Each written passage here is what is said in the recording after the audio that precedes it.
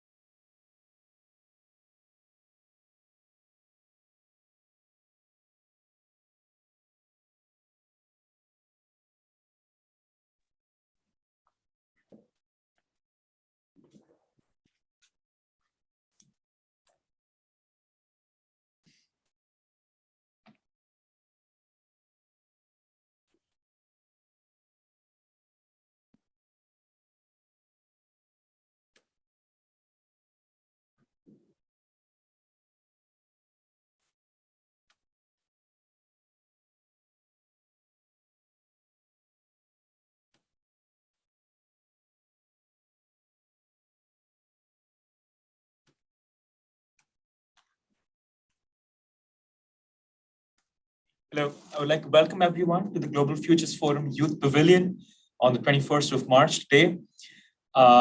Thank you to everyone for joining. Please remember that you can share this link with any of your networks since you are not required to be registered for the Global Futures Forum to attend this side event. Our first speaker is from the EcoPeace Teen Cafe, Reshma P. Raju.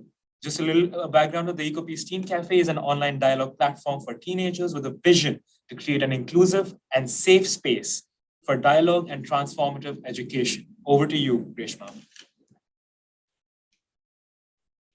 Thank you so much. Am I audible? Yes, you are. Okay.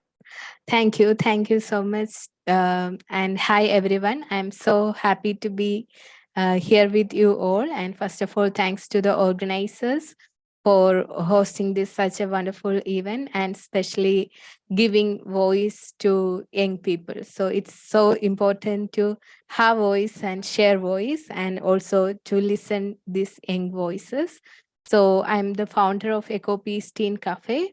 EcoPeace Teen Cafe is an online dialogue and transformative education program for teenagers. So we promote UN SDGs, and we are working tirelessly for achieving these sustainable development goals. And Sharu, can you share the screen?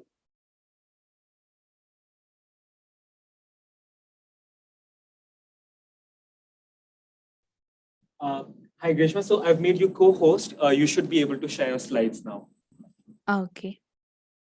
Also, for all the participants and all our members here, please remember to keep your mics muted while we have a speaker. And Grishma, if you can, please leave 5 minutes in the end for comments, questions, and if not, for a smooth transition to the next presentation. Thank you. Thank you. And can you, I hope you can see my screen.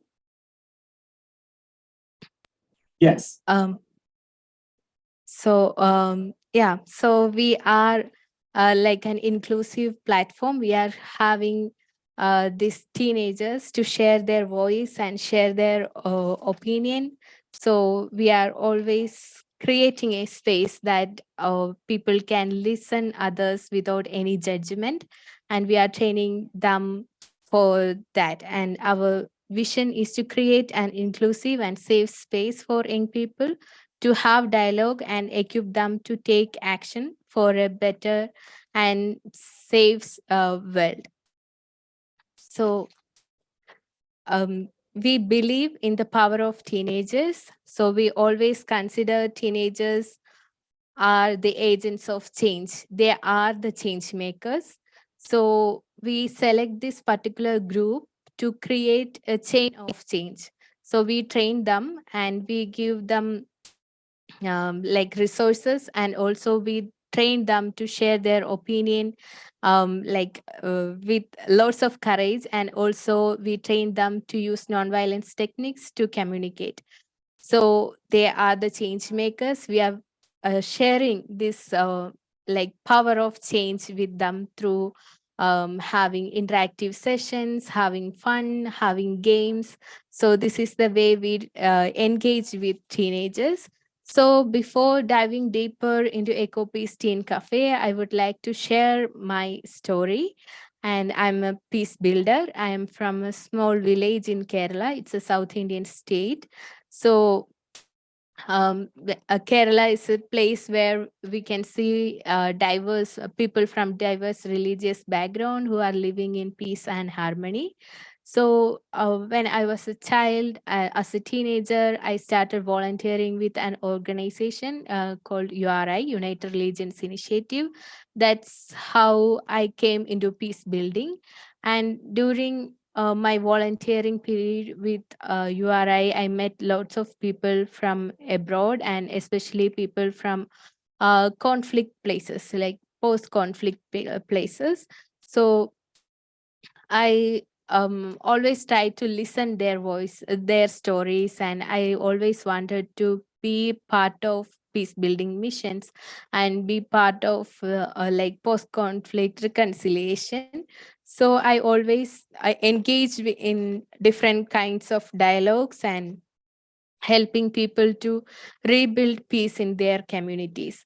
So this also motivate me to study more deeper and do my MA, Masters in International Peace Studies from Costa Rica, and it's from United Nations University for Peace, Costa Rica. So from there, I actually turned my life into like an environmental peace builder, from an interfaith peace builder to a journey of environmental peace builder.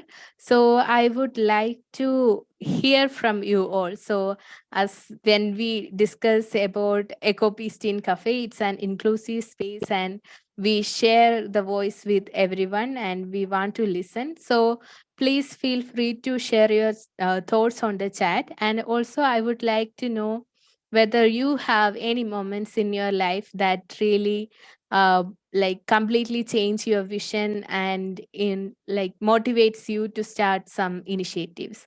So if you are a founder of an initiative, or you are founder of like not just a founder, but if you initiate any action from your side after seeing or after experiencing any kind of moment, please feel free to share that. And I would love to read on the chat or listen to your voice at the end. So in 2018, my state, Kerala, witnessed a heavy flood. So since then, we experienced lots of climate change effects from floods, landslides, and droughts, and cyclonic experiences. So there are like lots of natural calamities happened like since 2017. And so this actually helped me to self reflect on my connection with nature, how I observe nature and how I treat nature. So this self reflection actually happened when I was in Costa Rica. Costa Rica is a country of greenery and country of forest, where we can see um, lots of bird species and lots of forest, and yeah, it's like a nature place. And the people are treating nature with compassion and with love. So that really influenced me a lot, and I feel like I really wanted to do something for the nature, and not just in peace building, like not just human to human connection, but creating more harmony among nature and human.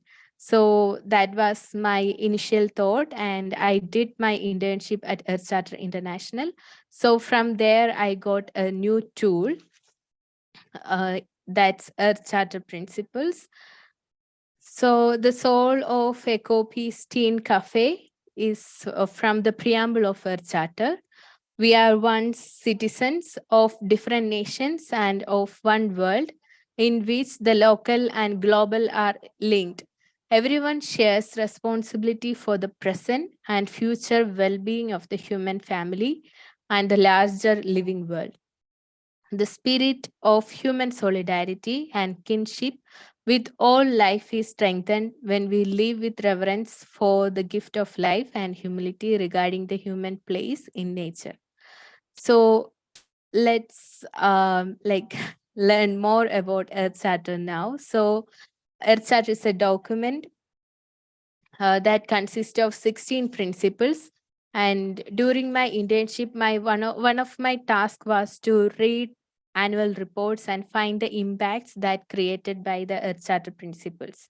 So the Secretariat of Earth Charter is based in Costa Rica. So I was actually learning the annual reports and see and take the impacts. And also I use the Earth Charter principle for creating my own Eco Peace Teen Cafe, like our own team Eco Peace Teen Cafe. So Earth Charter is a declaration of fundamental ethical principles for building a just, sustainable, and peaceful global society in the 21st century. So we have four pillars, and the first one is respect and care for the community of life. The second is ecological integrity, and the third is social and economic justice, and the fourth one is democracy, nonviolence, and peace. So we also use Earth Charter pillars to design our program. So our program, like our education programs, are focusing on four modules. The first one is community building, where the students are from diverse communities comes together, and we explore and we um, learn together. So that's how we create a community of eco peace teams, and then we move to environmental crisis. We learn together, and we learn how can we prevent environmental harms, like harms towards environment, and also how to protect environment, and how can we take actions at our communities. And then we move to social justice, where we discuss more about equality and equity, and also about gender equality and rights of LGBTQ and minor communities. And then we talk about peace building and non-violence techniques. So this is the way we have this program and we engage with young people. So the vision of hope and call to action actually motivates me to start Eco Peace Teen Cafe. So we are youth led and youth focused initiative, and we all are volunteering our time for a better and safer world, not for the tomorrow, but from today or today, like for today's and tomorrows, we are working tirelessly, like young people all over the world. We are already in 15 countries and we work more than 100 young people all over the world. And the shared responsibility and interdependence was actually like we got that feeling from this Earth Charter principle, which formed in 2000. Like Earth Charter is a result of lots of discussions and consultations among visionaries like Maurice Strong and Michael Gorbachev. So when they initiated this process and the Earth Commission members like define these Earth Charter principles, uh, it's actually sharing and moving towards generations to generations. And I always see these principles as a living principle that always tells stories to us and always motivates us to take actions. And now we started this initiative in 2021, and since then we did different programs for young people in Asia, Africa and Latin America. And together with these teenagers we learned a lot. We learned a lot and lot, like we learned how to embrace diversities, how to respect diversities, and how to deliver the needs of these teenagers. And almost all the sessions, people were sharing their needs and sharing what the community needs and sharing about equality. And they were also sharing about the equality in getting vaccines, because we were doing these all sessions during the COVID, like during like the post COVID period. So when even when we gathered together in online sessions, people were actually sharing how they envisions about future and how they see the world. And this is the real motivation that comes through all over the process of Eco Peace Teen Cafe. Every time when we complete each sessions, we get lots of responses from our students that they are really motivated to take actions and they really wanted to do more, and they started doing things at the community level. And we are initiating this program with a help of international facilitators from all over the world who are actively involved in all the process, like who are environmentalists, who are peace builders, and people who are tirelessly working for women's rights and LGBTQ rights. They are sharing their story with these young people, and they are sharing the story of how they help for or their community. And this inspired these teenagers, these young people to act from their heart to local communities. All actions from Eco Peace Teen Cafe is happening through like local communities, and all actions are doing with lots of compassion and love. And we are specifically also we are focusing on interfaith and intercultural dialogue, where people come together from different religious backgrounds, come together and share about peace and justice.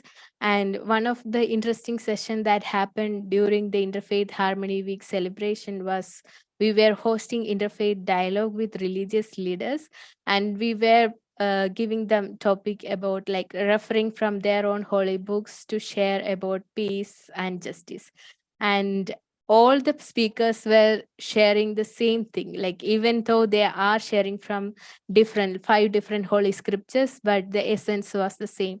So these were the things that we are trying to communicate with the young people, that we have differences, but all differences are connected to a common point, and we have that commonness, and we have to like we have to embrace that differences and also respect each voices, and we are celebrating the interdependence through actions, through our young people and young actors in the field.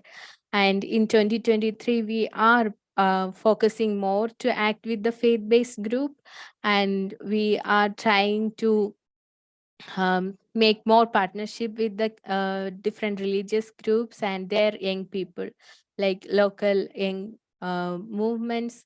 So through Eco Peace Teen Cafe, we are trying to address global crisis like climate change and also armed violence through local actions. So with the help of these religious communities, we can reach out to more people, and with the help of holy scriptures, we can find the connection between the nature and religion. So we are reaching out them for taking the action and taking the local action, and those action will be more powerful and more reachable to the local level. So from um, this is a journey from local to global, where we are trying to reach out to the local communities in every corner of the world in their own language. Like we are taking the sessions in mother tongue. So we are trying to ensure all voices are heard in our platform, and we are giving them that voice of power. And as a young person, I know the challenges and I know how hard to come up, and how hard it is to move on. So as young people in Eco Peace Teen Cafe, we are trying to care everyone, and we are giving them the power of sharing their voice. And so I just want to conclude and open this floor for more questions and sharings, that life is a blessing and nature is a blessing.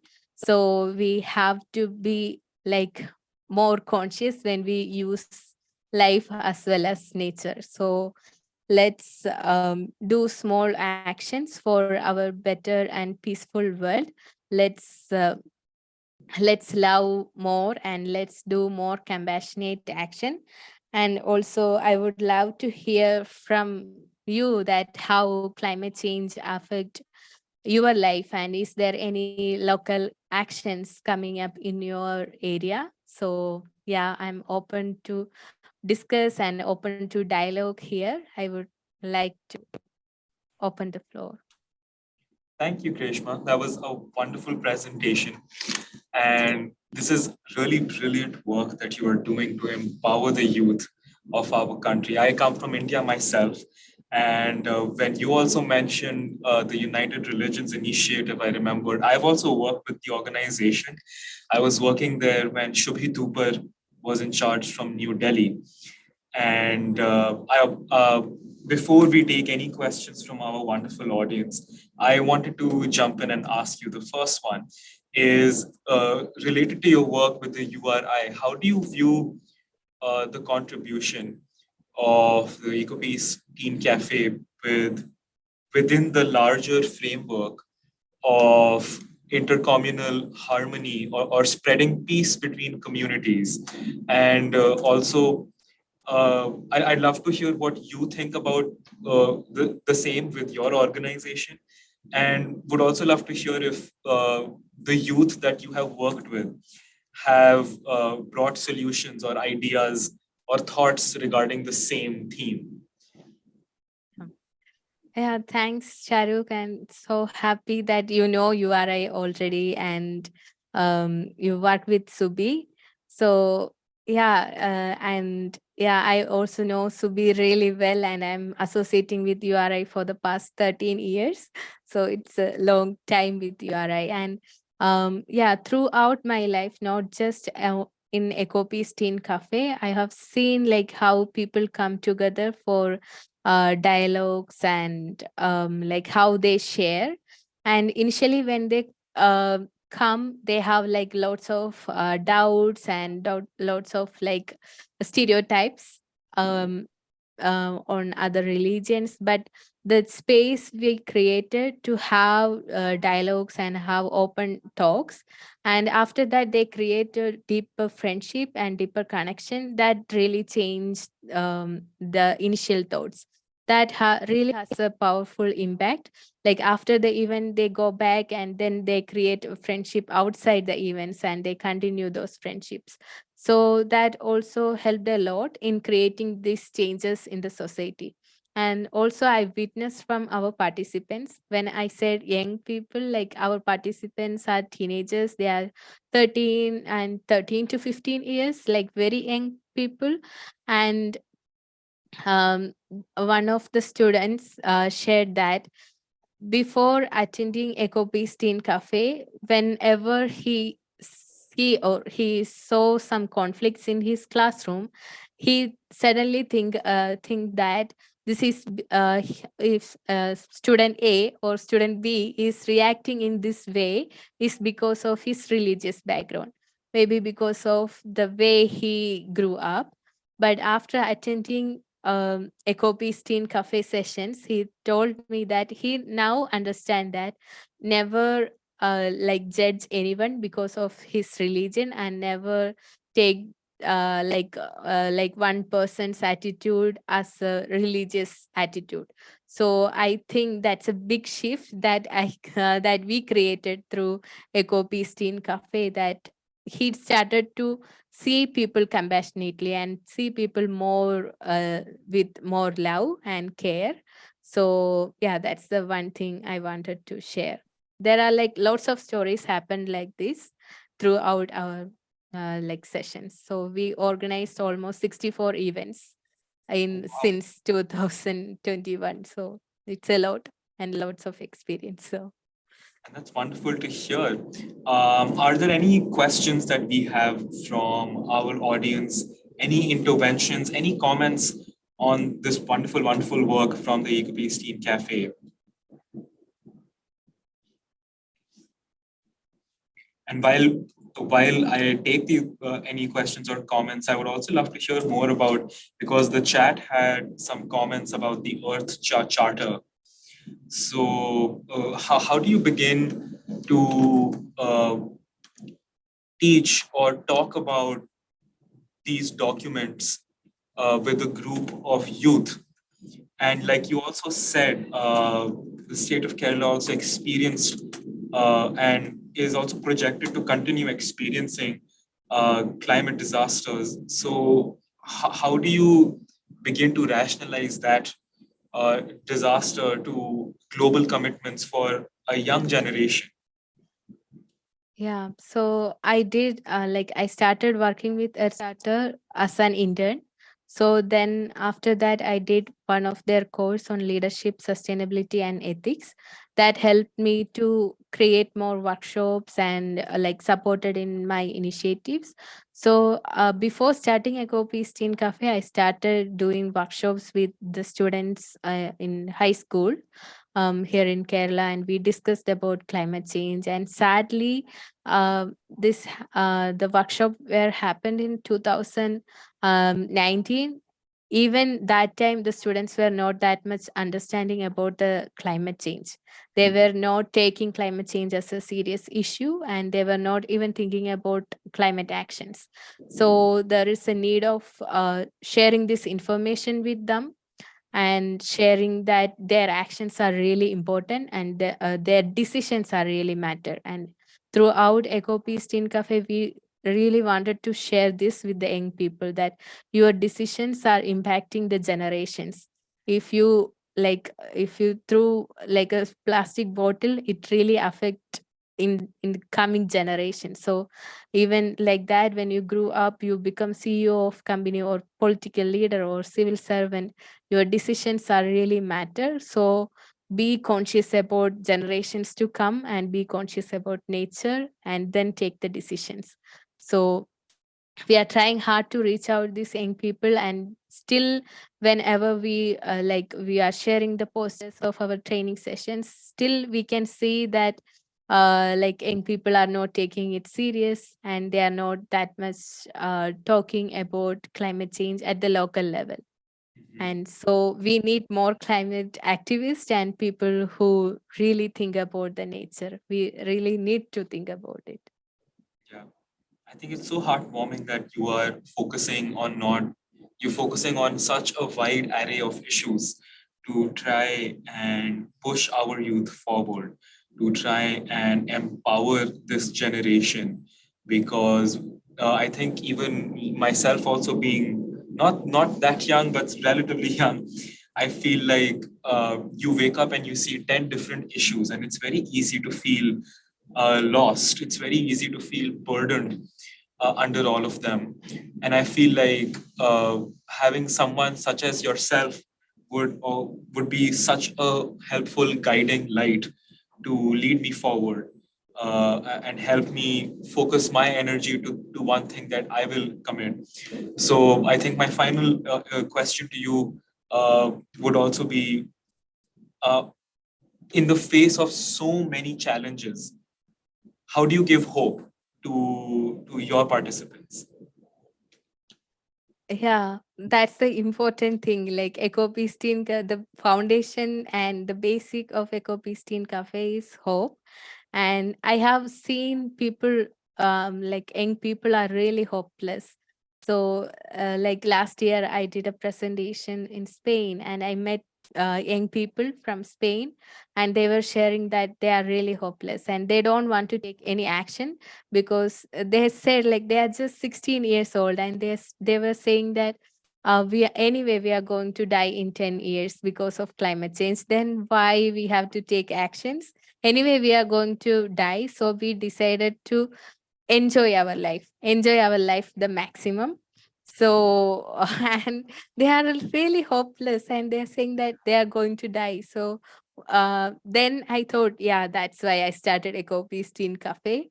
Our young generation should be hopeful, and there are crises, but humans are trained to overcome those crises. So through our small actions, like we can't take bigger actions, but small actions are counted, and that's really important. These small actions talks a lot, and these actions will reach out to our political leaders and corporates, and that will also part of advocacy in the long run. So I share with everyone that our actions matters a lot. Take action, don't just like it's easy to point others for the like taking the responsibility, but take the responsibility first and act for climate change, and take small actions, and starts from your home, starts with your family, then go to neighbors, and then that will become the community level actions, and then that will grow. So yeah, that's the Thank you so much, Greshma. Uh, I will repeat once more. That was Greshma Piraju from the EcoPeace Team Cafe. I would also request you, Greshma, to stay on. We also have a group of other very well-versed, very passionate youth researchers and advocates who are here with us. I'm sure you will all be able to connect. You will all be able to share and impart knowledge, information with each other, because that's the kind of network we need all across the world. Our next session is from the UNISC International, and the presenter for the same will be Jin Tanaka. A small bio, the UNISC is an international student-led analysis chamber for UN policies promoting peace and international youth cooperation. Jin, whenever you are ready, I will be making you the co-host, so you will be able to share your slides with us. Over to you. Okay, again, I'm ready to share the slides.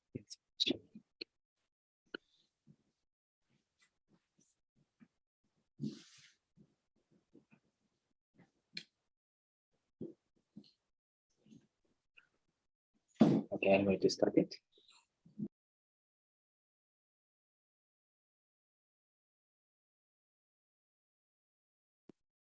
Okay, if it's possible, if it's okay to speak.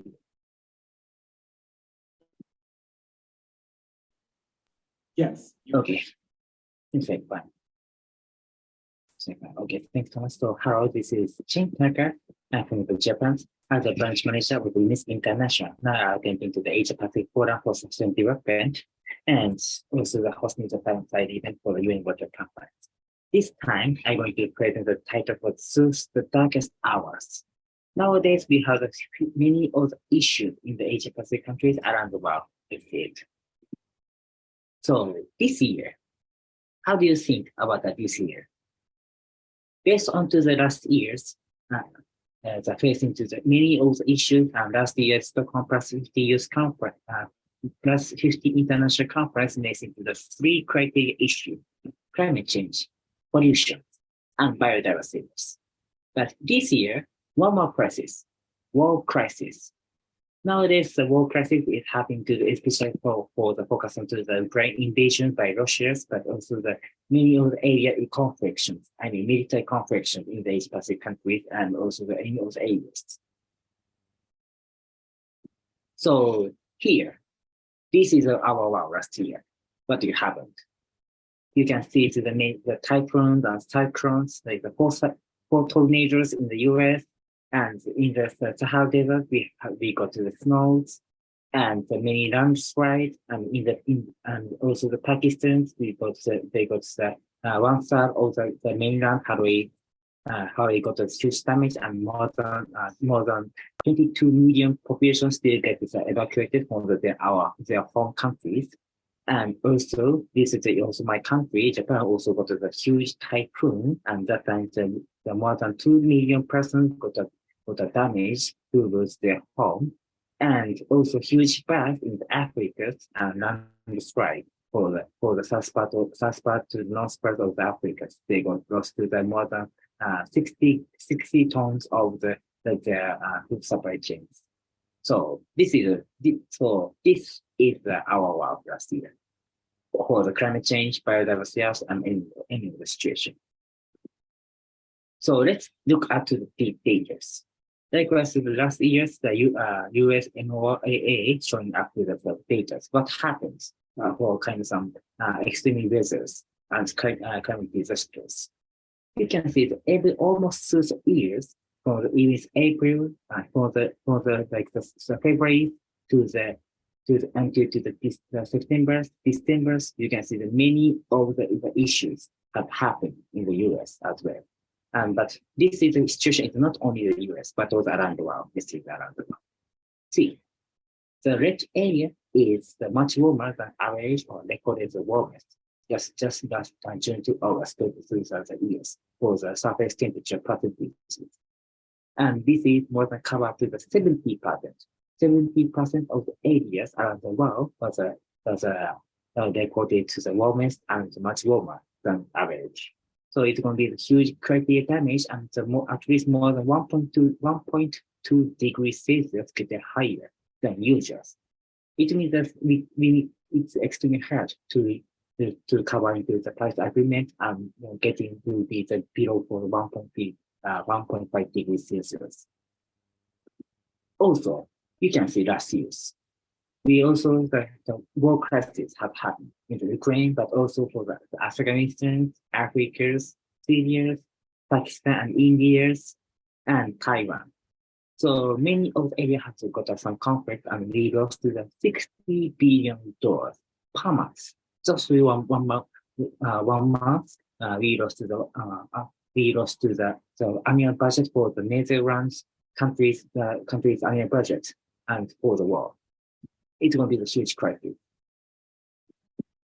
So, in total, in 2020, we lost 40,000 people and 8,700 billion US dollars. And also the 1,500 million people were surveyed due to the COVID-19. And 6,500 hectares due to be poisoned by the chemical waste. So, if we continue until 2030, we're going to lose everything. I mean, literally everything. So now we need to take action so that I can share to prevent. But this time, I'm going to link to the specific for the topic: water and climate change. Because two issues are the most important and vital part of everybody. And also I'm going to present in the Asia Pacific countries. Nowadays, in the Asia Pacific countries, more than 6 billion persons rather living to the water resources comes from the Tibet.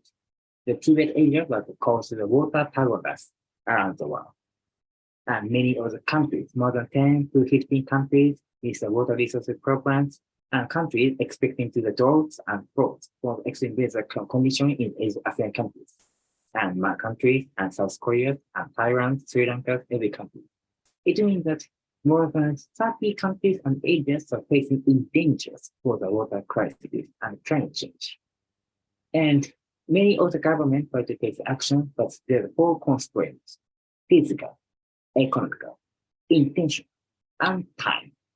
Most of the persons, they do not have any of the resources to secure time to against for the disaster issues or the ESD educations and some helpnesses for some tutors or mentoring for these kinds of issues to grow up as a technology or as a learners.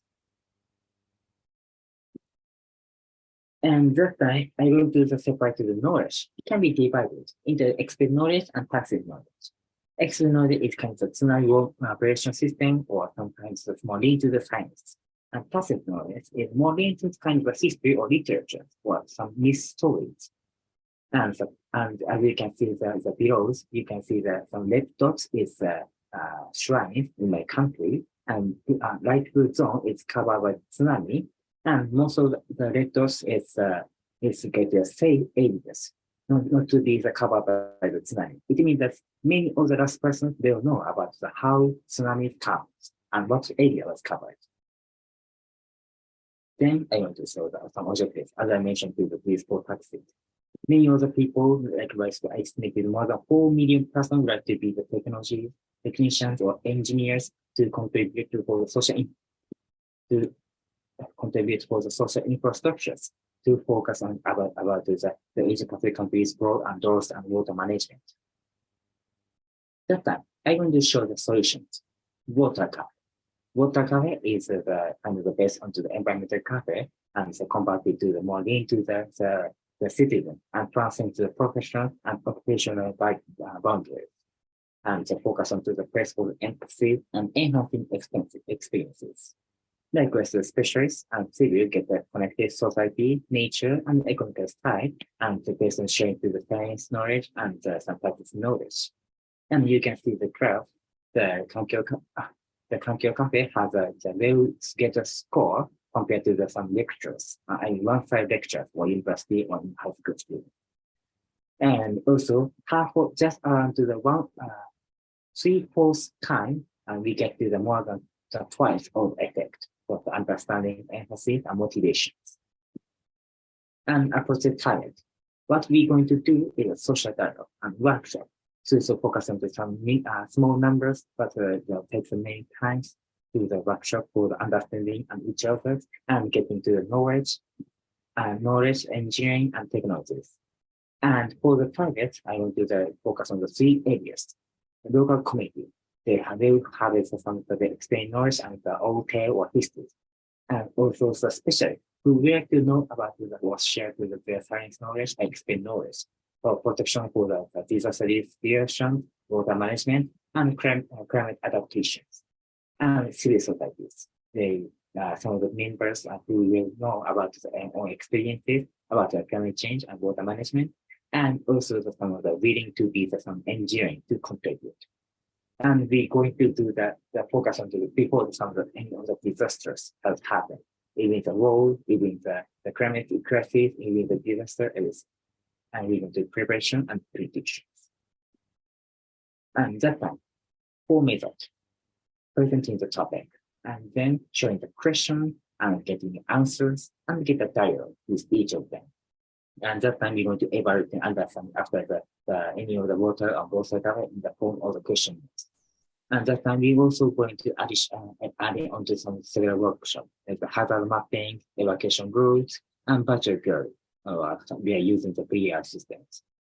And that time there are 4 profits, there are no need to attend on in physicals, people can attend online, like these forums, and also the intentional constraints because of the many of the specialists they contributed and as a mentoring to mentoring to the first time as a week, every week time they can get a feedback. And also as a physical constraint, they can be connected onto the local communities to contribute to the social transforming the social infrastructure to the fight of the climate change and also the pollution and also the water rights.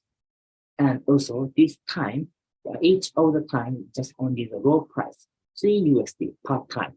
It's going to be cheaper than any of the lectures for the dialogue and compared to any other method of the system for learning. So here the business models or the recent to the other example for the postal car along with the kind of the type for the water management cafe and water cafe. And that time we got to share the stakeholders and users and get to the profit and to be the more sustainable for the managing to the business and to be the localized to any of the areas to focus on and grow up to any other person as an engineer or as a learners. And here the market side. We have contributed to the Young Ambassador Program for 150 members and it's a passive forum for sustainable development main conference and US forum for this year's and the people until 5 years. We already got some cooperation with the 350 members. And as a TVMSC Young Pro Dear Champion, yes, we got to the connected to the 300 members. And also in India and Bangladesh, we have contributed to the 1,400 members. So in total, 40 social dialogue with a total of 200 people in 40 countries and regions. And also more than 60% of participants and 40% of the who are now actively learning about the disaster prevention and flood control. So we have a huge possibility for $30 billion for economic potentials in a decade and 50 areas for the water management are the potentials. And we can, and also in a 2 decades, we can grow up to the more than 85,000 engineers, other some professionals, to be the water management and any of the preventions. And roadmap and consultations. We also want to do that. First, we have contributed to the online education and public education as well as STEM educations. And that time we want to connect onto the community education next step. And then exchange education for foreign specialists debating the water education rooted in the life and technology at home and abroad. With a low cost businesses and not constrained by the time, place, and requirement. Then every person open up to the 2% and willing to join to learn about the future of the social infrastructure for each country. So here's the kind of the summary. And I'm going to say the recommendation. So we need to have an open dialogue with the multi-sectors to share on expert knowledge and passive knowledge for creation for sustainable water management in the future. So here's additional resources. So thank you for this.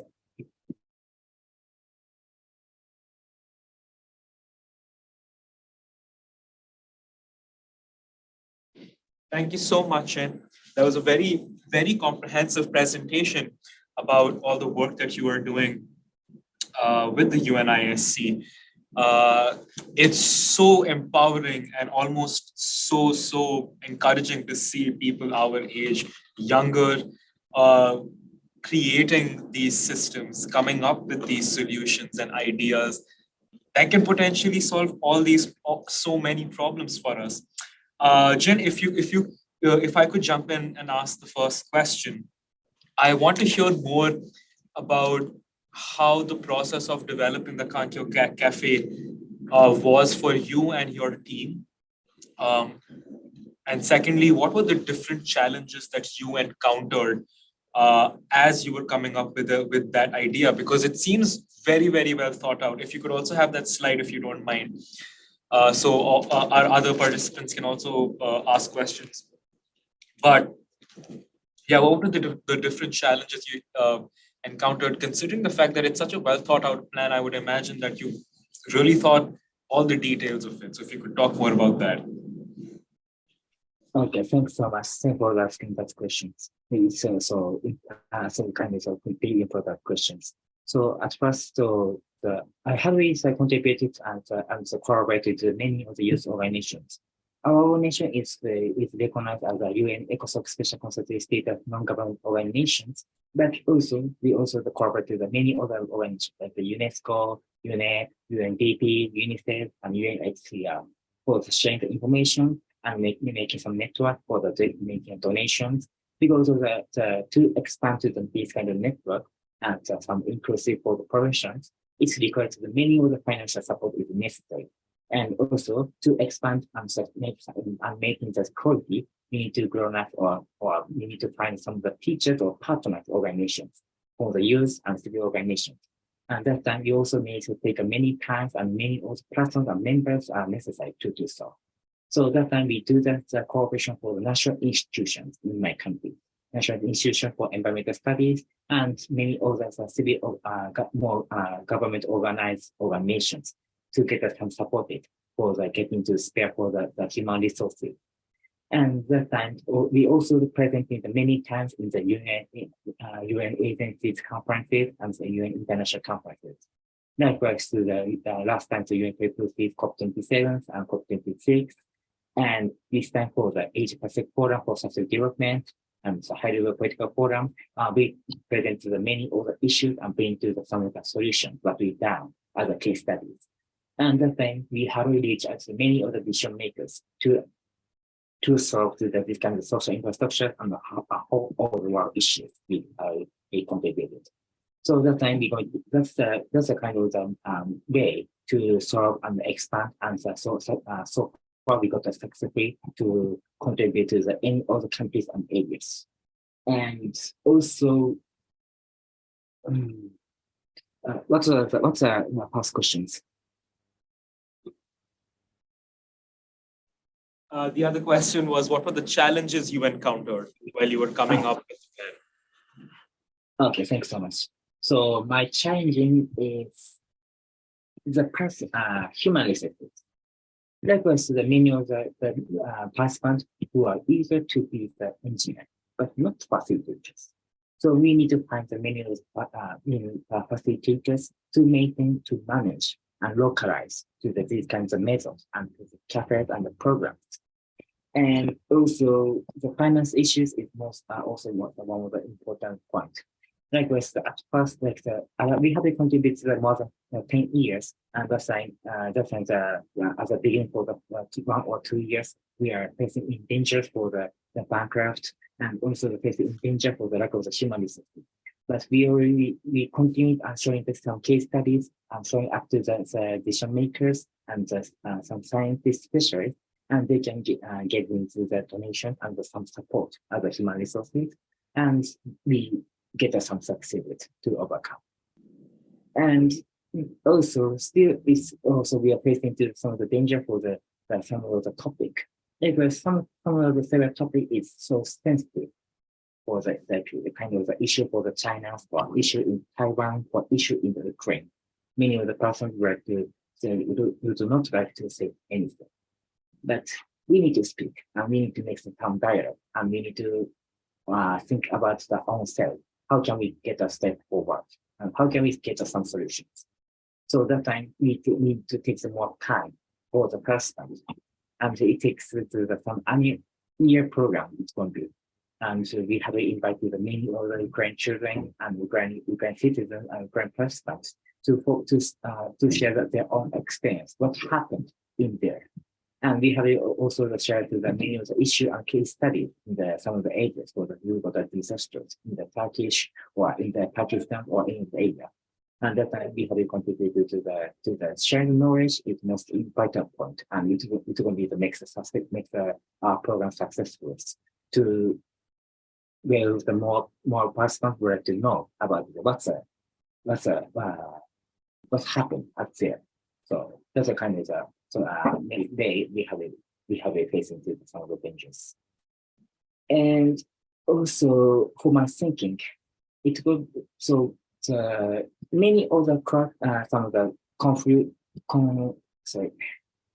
many of some of the issues and conflicts is kind of some misunderstanding and some of the doubt and suspicion makes to some of the conflicts as well. So that time you need to think about that, get an open dialogue and what they think about it. And we need to advance each other as a mutual understanding. It's going to be that solve many of the issues, even if there's some even if there's kind of the historical ones, regional ones, and international ones. So that's my answers. Thank you so much. And thank you, Jin. Just a reminder to all our participants, if you have any comments, questions, or interventions, please feel free to raise your hand, and our host for the session will be recognizing you and giving you the space. And while our participants get more involved, I will also just like to ask you one final question, which is, I've seen you have more rapprochement with countries in South Asia. I see you are growing your network. I see that you are expanding the locus of the work that the UNISC puts itself in. It already seems like pretty large and comprehensive. So what's next, or what's the road forward that you and your team envision? Okay, thanks so much for the question. For us, we're going to step forward for any of the topic until to the 2030 agendas. And that time we're going to more focus on to the human rights.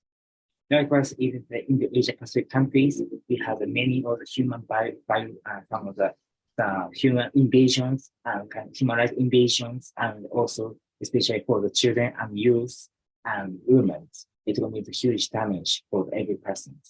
And also many of some conflict during the war. So last year we had some pact with the UNHCR youth networks and UNESCO's Executive for Youth Networks to focus on to the engagement for to protection of the human rights. It's providing the education and also the providing some technologies and supporting the career aspect of education to escape all of these kinds of huge bad cycles. Great. Thank you so much. If there are any questions, comments, or interventions, please feel free to raise your hand. And otherwise, thank you so much, Jin. Just one last time, that was Jin Tanaka from the UNISC International, which is a student-led analysis chamber for UN policies promoting peace and international youth cooperation. Thank you so much, Jin. Thank you so much. At 12 p.m., we will be having Tabitha and Lydia from Amnesty International and Citizens for Global Solutions, respectively.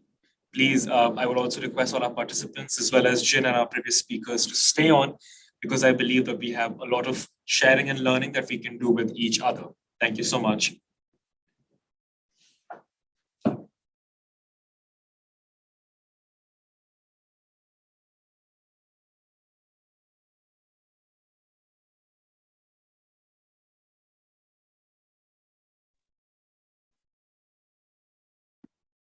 Hello everyone.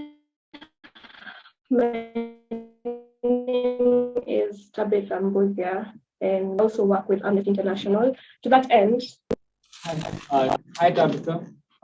Would it be all right if we begin exactly at 12? yes.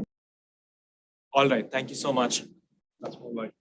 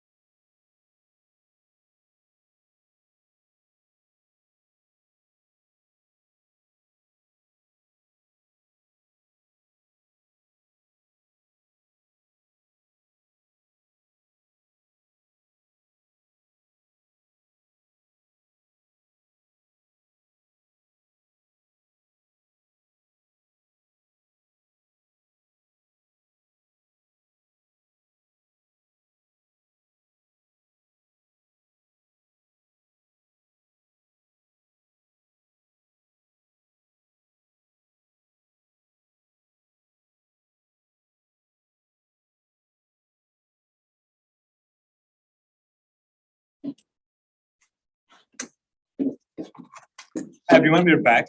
Our next presentation are going to be by Tabitha Mutia, who are going to present their work, Two Sides of a Coin, Benefits, Risks, and the Solutions Therein. And Lydia Atto, who will present their work, Youth Inclusion in Advancing the Agenda of Peace. Over to you guys.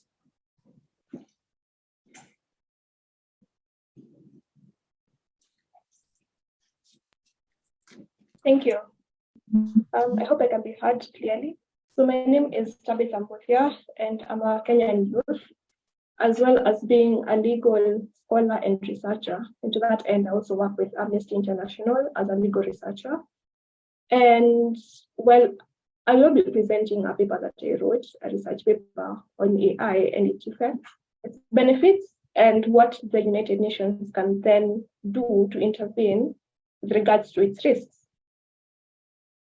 So I'm going to share my screen.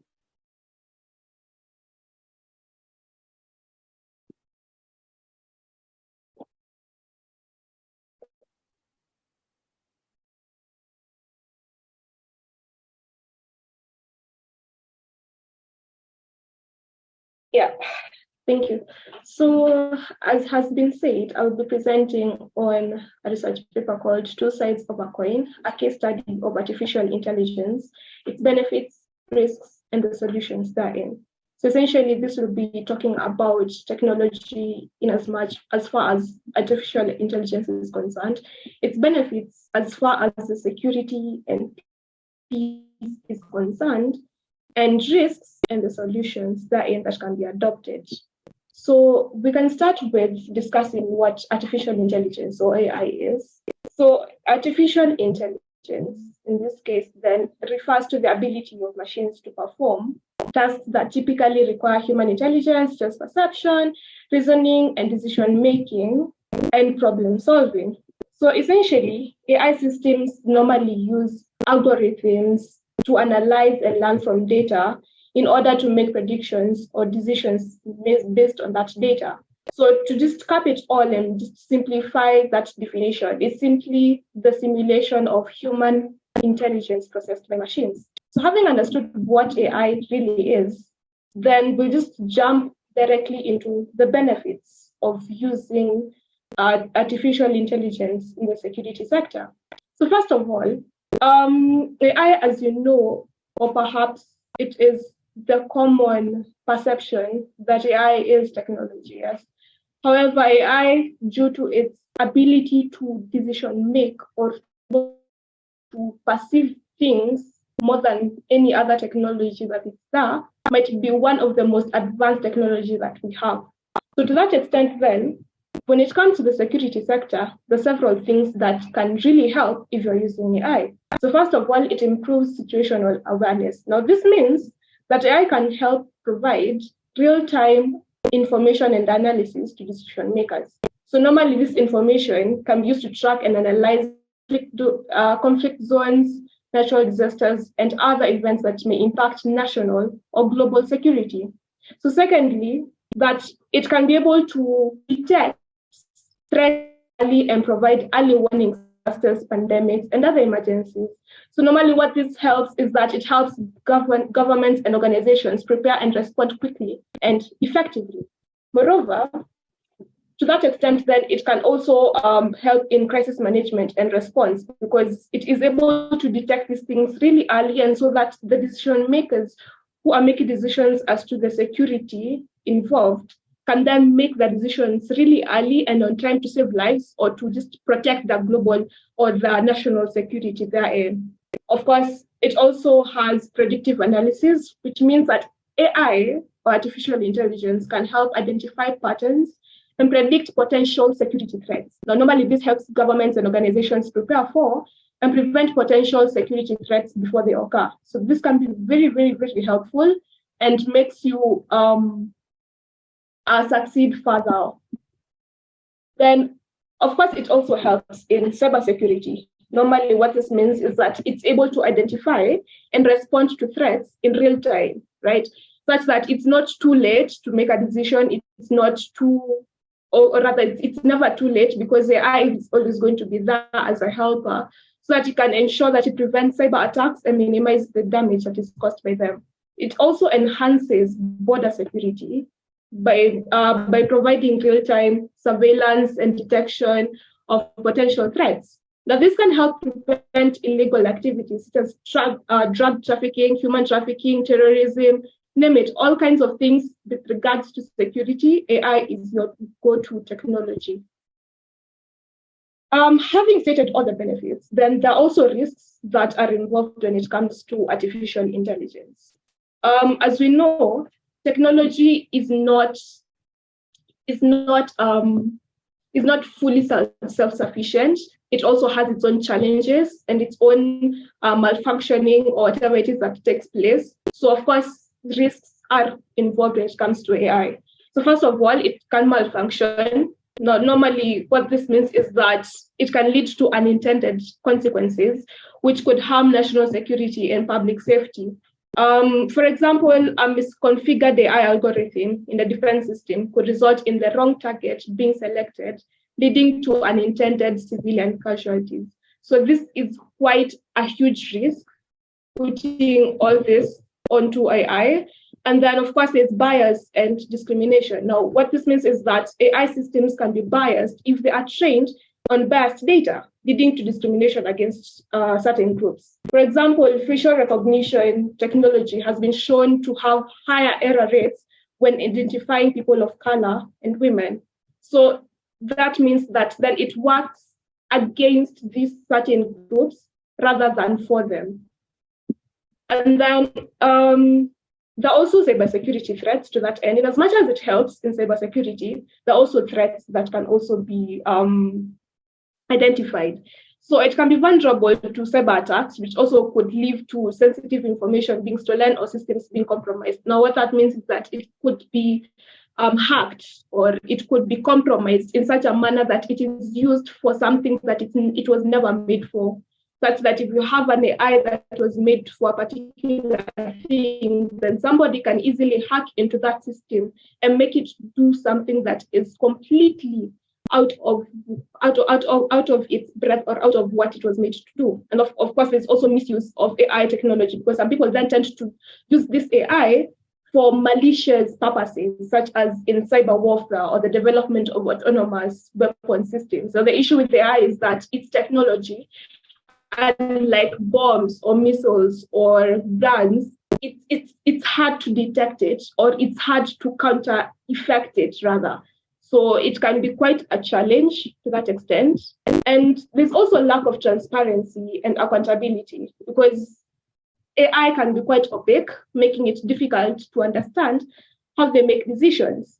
Now, this lack of transparency can make it challenging to hold individuals or organizations accountable for any errors or wrongdoing, to an extent where perhaps it might be hard to identify who made the AI, who is controlling this AI and such matters. So then there is lack of accountability or transparency.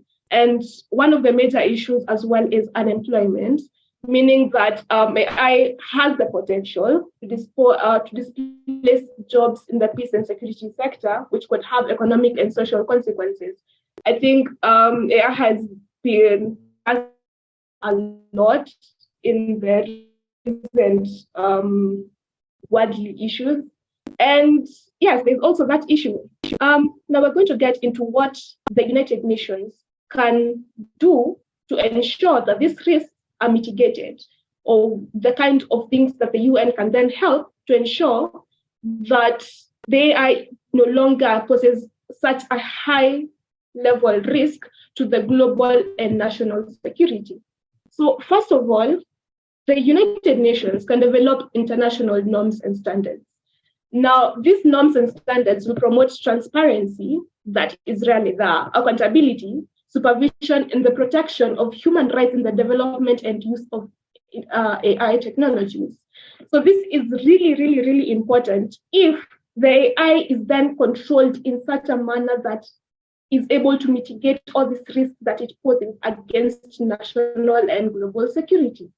Additionally, it should be ensured that tech-related businesses and organizations consent to increase inspection, such that AI-related issues are inspected, or rather that these technologies are thoroughly inspected to ensure that there is no maliciousness and there is no cost that is going to be harmful rather than helpful. And then the United Nations could also promote responsible innovation. Now, this means that the United Nations can then call on governments and the private sector to promote responsible innovation in the development and use of AI technologies in the security sector. Now, this includes investing in research and development, promoting diversity and inclusivity in AI development, and ensuring that AI is developed and used in ways that is aligned with the United Nations SDGs, which is really crucial and really important if that is to happen and should actually happen. And then the United Nations should also ensure human oversight and control. This means that AI should not work single-handedly without any kind of supervision. That there's supposed to be some kind of human judgment that is supposed to incorporate the AI effective use and thus its effective control. So that means that you ensure that humans are involved in the decision-making processes and that AI technologies are not used to replace human judgment entirely, because then they might be biased or they might be hacked or something might happen, and it's not always assured that they will do what they're supposed to do, right? So there is serious need for human intervention in that matter. Then the United Nations can also address the impact of AI on human rights. Now, as a human rights advocate, then this issue is quite almost personal for me, because I think that the United Nations should call for the development of AI systems that respect human rights in the security sector.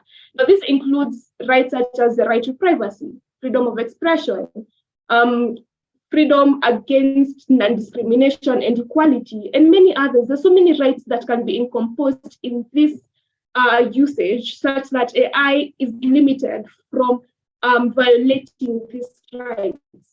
So this includes developing safeguards to prevent the misuse of AI in surveillance, law enforcement, and other contexts to ensure that regardless of how it's being used, human rights are always abided by at all times. And then there's also use, or rather foster, international cooperations between different stakeholders that are there in the United Nations to ensure that researchers, organizations, civil actors, NGOs are there to ensure that there is a certain cohesiveness when it comes to decision making in ensuring that AI is effectively controlled. Then there's also supposed to be to craft suitable regulations. Now, 85 states during the CCWGGE's first session in 2018, they publicly clarified their views on deadly autonomous weapon systems. And some promote the creation of legally enforceable agreement on fully autonomous weapons. Now, the thing is, developments in AI are already influencing complex conversations about the focus and justification of policies and the best kind of regulation. Now, normally this includes precautionary measures or the doctrine of precautionality, preventive measures, reactiveness, and even the combination of all three to ensure that AIs, as they're being made, as they're being invented, as they're being used, as they're being taken to the field for usage in the security sector, then they abide by certain rules, that they abide by certain regulations that should be implemented in an international sphere. So apart from that, then I also think that the AI should also, the United Nations should also apply all those laws that apply to the regulations of artificial intelligence, such as the United Nations Charter, amongst other regulations therein. However, the issue with that, and as a legal researcher, then I can tell you with confidence that specificity is key when it comes to these laws. And thus, there hasn't been any treaty or any law or any regulation that has specifically tackled the issues on AI or technology for that matter. And that means that there is need to adopt a new treaty or new regulations or a new convention for that matter to ensure that AI-related issues or these technologies then are thoroughly and completely regulated in an international sphere, such that countries are also supposed to abide by that new treaty. So this includes the involvement of international human rights law, international humanitarian law, and international criminal law, since this is a security and peace-related issue with regards to AI. And finally, the engagement of youths and even children for that matter, because as youth, then I think that we are better able to understand these technologies because we have been exposed to these issues since birth. I mean, we have grown up with technology and we understand and we have a deep understanding of its capabilities and its limitations. So this kind of understanding can also be very useful in identifying potential security threats and developing effective solutions therein. They're also able to bring fresh perspective ideas to the table. Normally, they're able to challenge established norms and think outside the box rather than what has already been there. Then they will come up with new solutions, new regulations, new things, because they understand what issues are being tackled in its entirety. Now, this is especially valuable in the security sector where innovation and adaptability is very essential. Now, it is also important to create a culture of inclusivity and diversity in the security sector as well, especially in matters of artificial intelligence, where youth from different backgrounds and perspectives are encouraged to participate. So to ensure that all youth from all over the world, all countries are involved when it comes to matters AI. So this can also help to ensure that AI systems are developed with the needs and interests of all stakeholders in mind. And with that, then I think I'd make a conclusion that indeed AI is very useful. AI is our friend, not our enemy. And being a technology, then it is also posed to several risks therein. However, even with those risks included, then there can be solutions that can be adopted by the United Nations and stakeholders that are in that area to ensure that AI is used for what it's supposed to be used. And that has been my research paper, and that is my presentation. Thank you so much.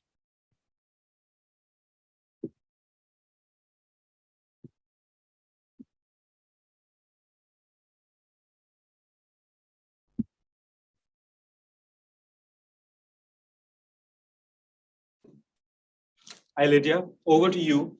Give me just a second to get your slides up. Okay. Good morning, good evening, good afternoon, everyone.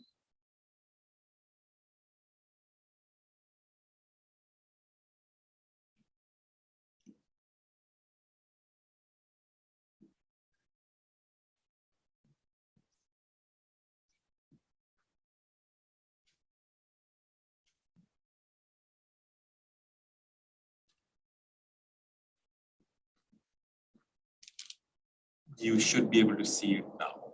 Yes, I am. Thank you so much. Hello, everyone. My name is Lydia Atto, and I'm from Nigeria. I'm an advocate for peace and education. I want to thank the organization and the organizers of this forum for the opportunity to actually contribute to this wonderful high-level event. So I'll be presenting my article on youth inclusion in advancing the agenda of peace, presented by myself, Lydia Atto. The next slide, please. Okay, so the 75th anniversary of the United Nations, member states pledged to strengthen global governance, for the sake of the present and the future generations. The UN 75 Declaration noted the need to promote peace and prevent conflict. The Secretary General's report on a common agenda noted the new agenda of peace to address a myriad of challenges the international community faces today. In this respect, 6 potential areas for the new agenda of peace were outlined. The agenda to invest in prevention and peace building correlates with youth inclusion in advancing the agenda of peace. Young people have shown that they are able to play an active role, particularly at the grassroots and local levels as peacemakers, mediators, and peace builders. Several research on peace building has revealed that young people face significant barriers to inclusion, support, and acknowledgement in peace processes. Hence, the ability to contribute towards the agenda of peace is significantly reduced. This article aims to highlight the importance of youth inclusion in advancing the agenda of peace and profiles solutions to the different challenges faced by youth in advancing peace. The next slide, please.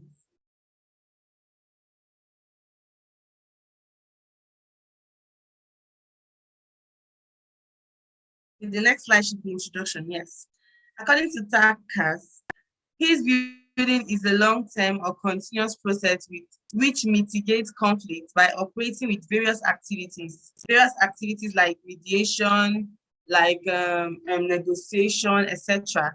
It's the way of starting the gradual sustainable development of a country or society. The sustainability and success of the peace building process greatly depends on different peace building approaches, mechanisms, and activities.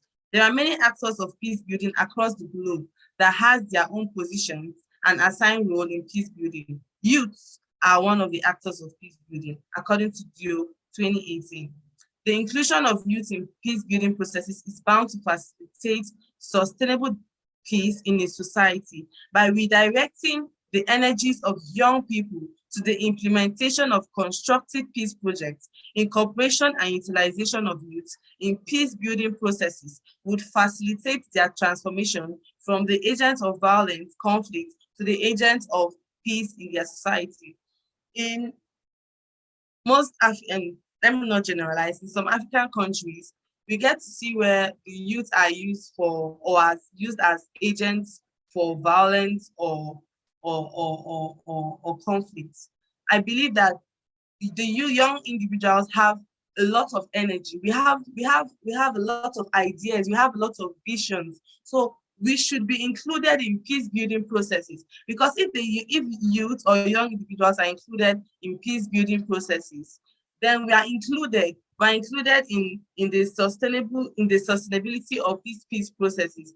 Because when we know that, oh, we are meant to contribute to this peace building process, we are meant to show that we are actually interested in building peace, then we will not be interested in conflict or use as tools as violence. Please, the next page.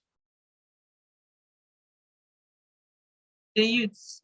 Youths are underestimated as positive agents of change and key actors in peace building, both by policymakers and academics. Felix and Wesser, 2007. The youths are products of their communities and they are key agents to peace building. Having experienced conflict, youth have key roles to play in peace processes. That's what I was just trying to explain. Since they have a clear vision of what peace could look like in their communities and countries. Indeed, if youth can be such a strong social unit that can impact an entire nation, why do people overlook these crucial resources? Youth's voices should be included in current peace-related issues in general, implementing policies and activities. Please, the next slide. Now, let's go into youth contribution to peace. Youth-led organizations. Young people open channels and spaces for youth from across diverse backgrounds to work together and build a shared vision of a peaceful world. An example is a youth organization in Kenya called the Youth Cafe.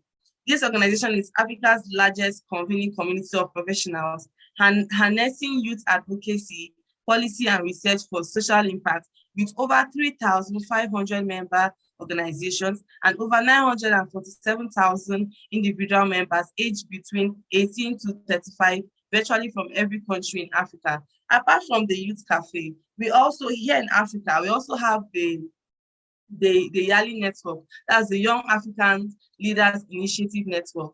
The Yali Network harnesses youth in the sense that they provide resources for youth to get engaged, get trained in being a good leader, etc. So when youth come together to form organizations, to be part of organizations, to be harnessed with leadership skills, to come together to think of solutions and ideas on how we can contribute to peace building, on how we can contribute to climate change, on how we can contribute to the different sustainable development goals, then youth will be fully involved in contributing towards the development of not just their country, of not just their society, but also the world at large.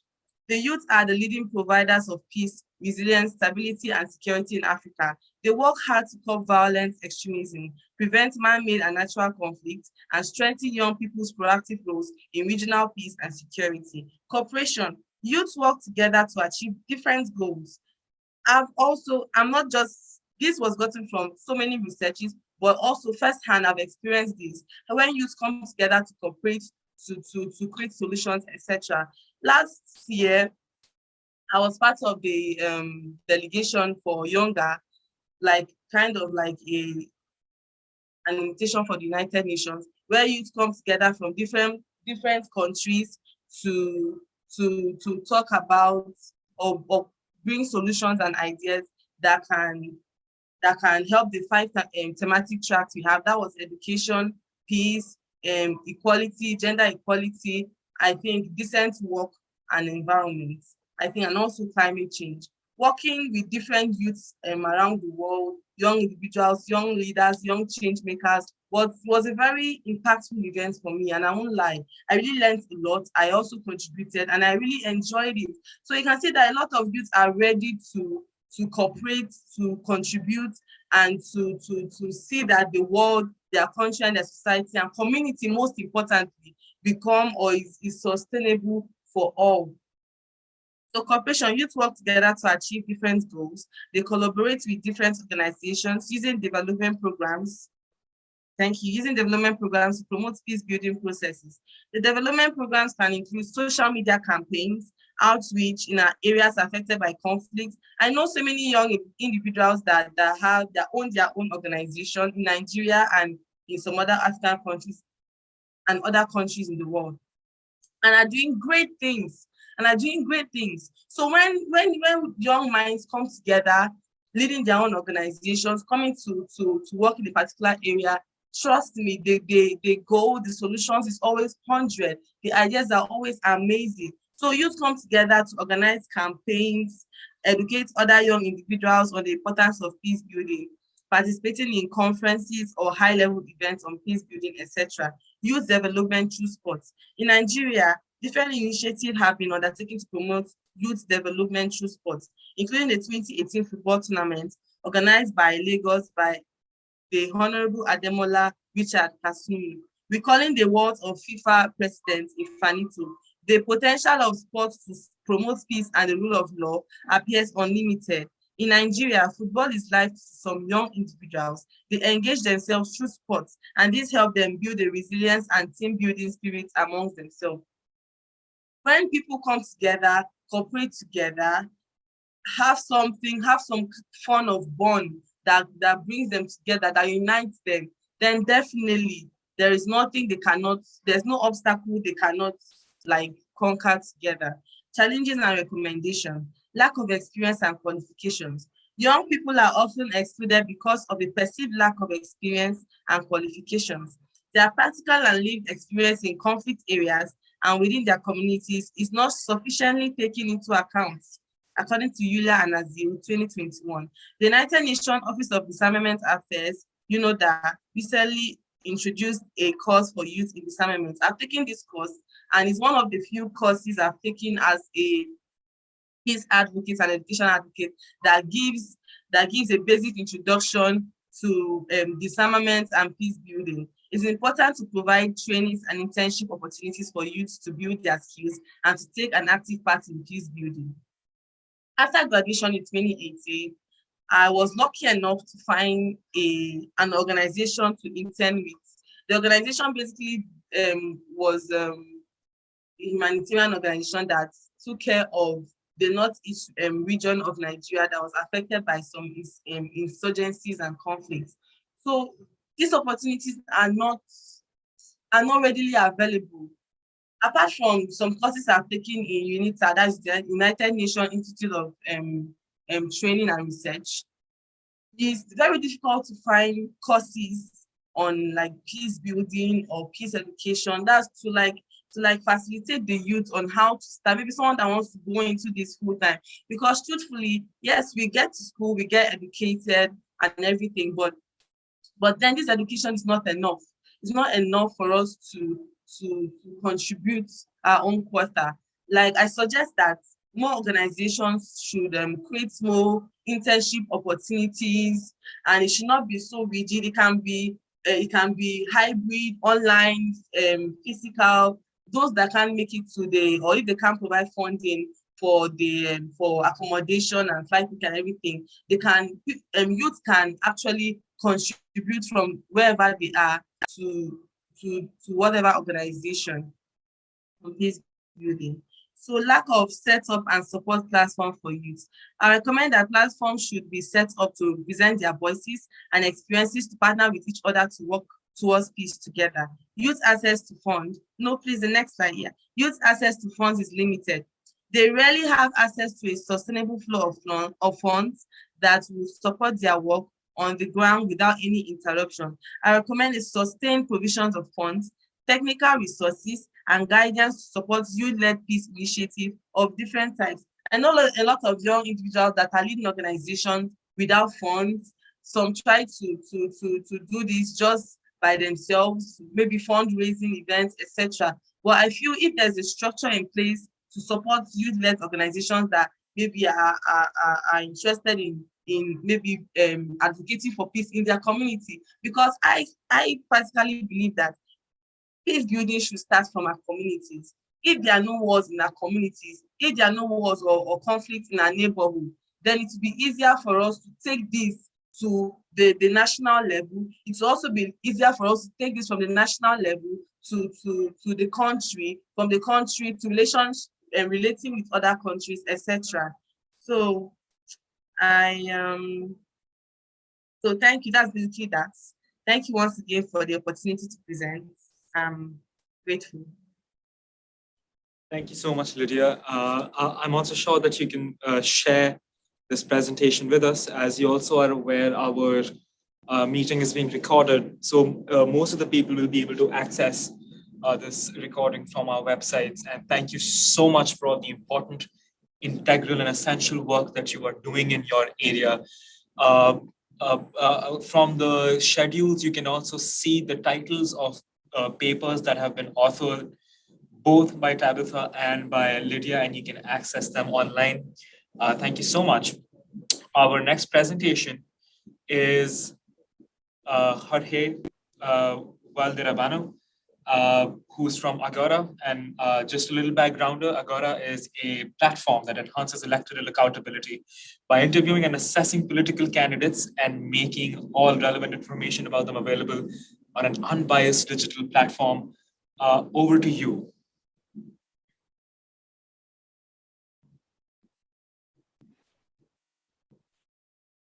Hello, thank you very much. Hope that you can listen to me because, yeah, it's.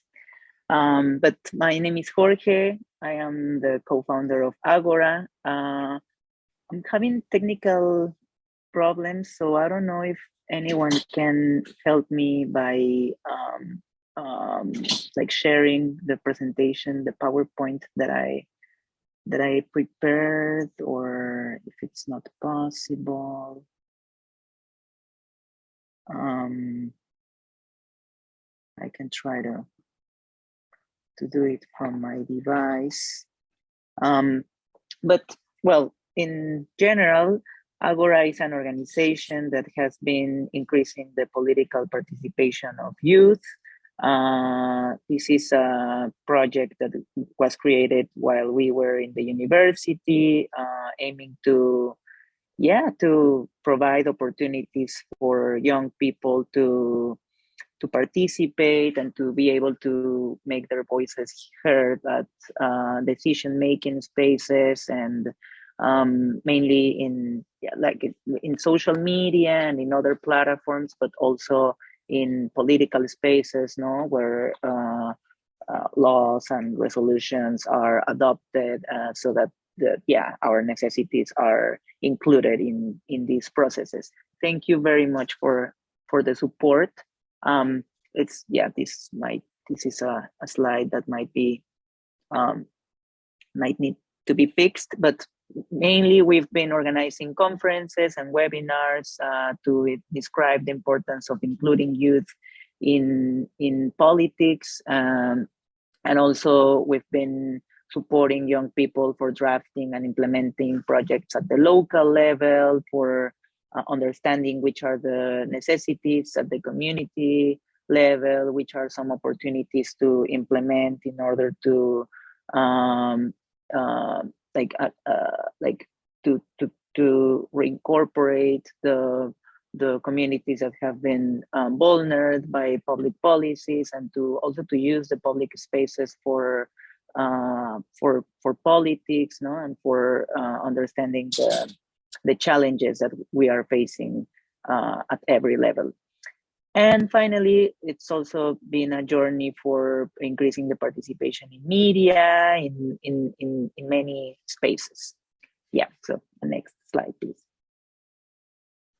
So the project that I'm gonna discuss today is it's named Candidaturas de Jóvenes 2021. This is an organization that is based in Mexico, although I'm currently in New York because I am studying my master's here at NYU. But this project was mainly aiming to get involved in the electoral process in 2021. This was an opportunity not only for visibilizing which are the channels and the mechanisms that young people can use in order to participate, but also for increasing participation in as running for candidate or as a voter. No, so this project was aiming to create a platform in a website, which is the image that you can see on the right, where it's possible to make a consultation about the young people that are running for office, that are aiming to get to a decision-making space, and this could be consulted based on the if voters were trying to know the proposals of deputies at the local, or people who were running for deputies at the local level or at the federal level, or even people who were running as governors.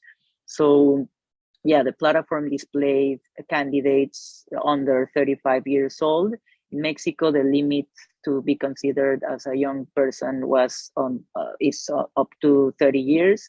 However, it was very challenging to be able to find enough candidates to display in the platforms who were under 30 years old, which is why we increased the limit for considering a candidate as a young person to 35 years old. And the Agora made a partnership with the Electoral Institute in Mexico in order to have access to the databases of the people who were running for candidates or were aiming to be in charge of an office, in order to know like their demographic characteristics, like how old were they, where they were coming from, but most importantly their proposals. So this database was included in the website that we built, and it was an opportunity for consulting, the main thematic areas for each candidate in each jurisdiction in Mexico. So this was a project that facilitated young people to to showcase their proposals and what and why they were aiming to run for candidates. But it's a platform that is mostly helpful for voters to get informed and to be participating in this process in an inclusive manner. So yeah, and the platform is not the only component of the project. The project was accompanied by a social media campaign, and this is mostly relevant because it's a way in which we were able to incorporate the youth peace and security agenda in this whole project for people that, well, and it's very like interesting to know that there are other people that are also focusing on this agenda in these sessions, because it's a very important agenda aiming to increase the participation of young people in peace building, in conflict resolution, in negotiations for reducing violence, or for addressing structural problems. So yeah, this project created a campaign in order to ask the institutions, mainly the National Electoral Institute in Mexico, to know what they are doing to increase the participation of young people in peace building, in electoral processes, in achieving the Sustainable Development Goals. To other, we also interviewed other institutions such as the National Security Institute, inquiring about like any mechanisms or any tools that young people can use in order to participate safely in the electoral process. Violence is a situation that characterized the electoral process in Mexico in 2021. Many candidates were like facing, like violence by illegal groups, criminal organizations, no, like corruption is also a characteristic of the environment in Mexico, which is an element that usually accompanies violence. So yeah, it was also important to ask, no, to inquire about the tools or or how young people can participate in this process safely. So yeah, this was also an effort to include the Security Institute in Mexico. But most importantly, the campaign and the platform allowed us to get in touch with the candidates, no, and make them notice that the youth peace and security agenda was an important topic to include in their own proposals, no. And we were inquiring also about like their projects or their policies that they were aiming to promote when they get to be deputies or to be governors, no, and how those projects or policies were related to the youth peace and security agenda, if they were aiming to reduce the violences that young people are facing at the community level, or if they were aiming to increase the participation of youth in policy making or in peace building processes. Something very relevant that is happening in Mexico right now is the issuance of a general law at the federal level to consider young people as subject of human rights, no, for really guaranteeing rights for youth. Because nowadays the laws and the Constitution recognizes young people as a population to protect, no, and this is an approach that is a kind of adult centric, and it's not necessarily fulfilling the necessities of young people.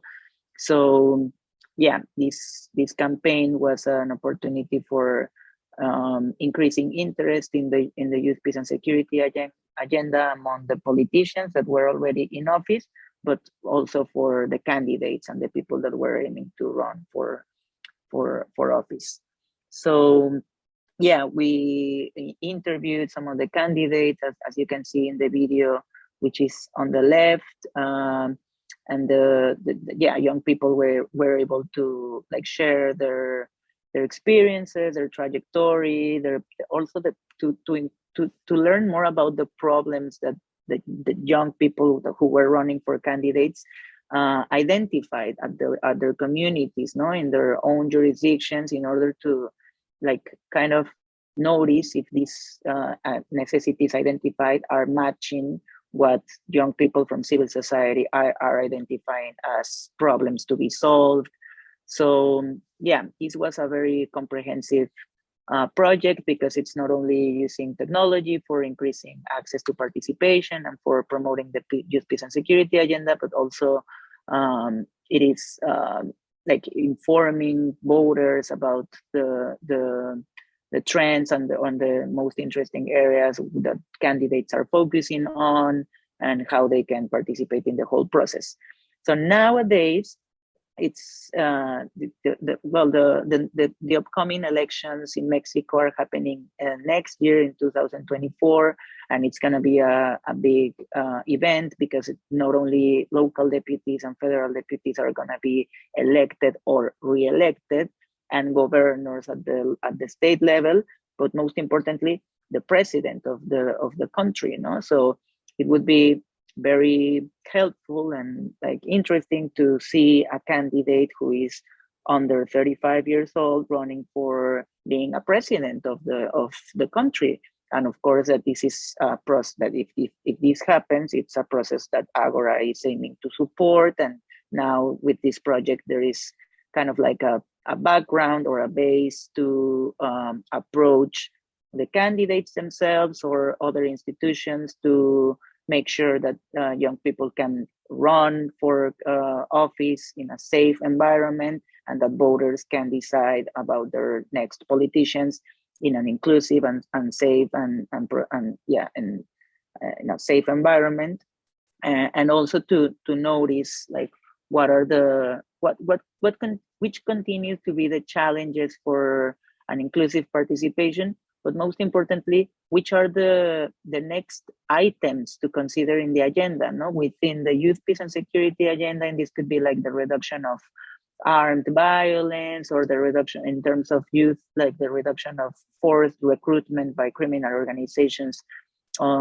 towards young people, But most, like in other topics, it's necessary to also have a firm position about what does it look like to fulfill the necessities of youth in terms of peace and security, but also in terms of sustainability, in terms of participation, in terms of education. So this project allows to get more in touch with the public institutions and with the candidates in order to continue discussing about these topics and to get consensus about the priorities and the strategic tracks to follow in order to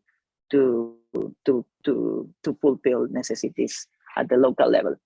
So yeah, this is where we are at in Mexico, and in Agora we also wanted to use this opportunity of participating in these sessions in order to share our experience and inspire other young people to do similar projects in their countries. And if there's anyone willing to conduct a project like this one, let me know, and in Agora would be eager to support any of these efforts.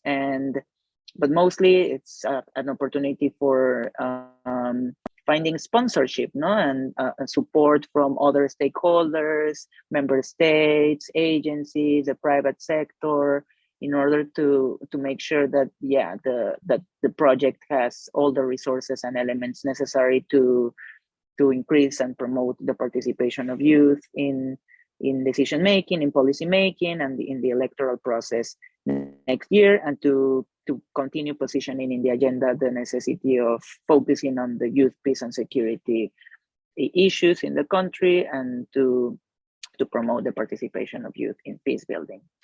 So yes, so this is the project, and let me share my email address in the chat box in order to continue in touch. And I would like to thank all of you for your attention.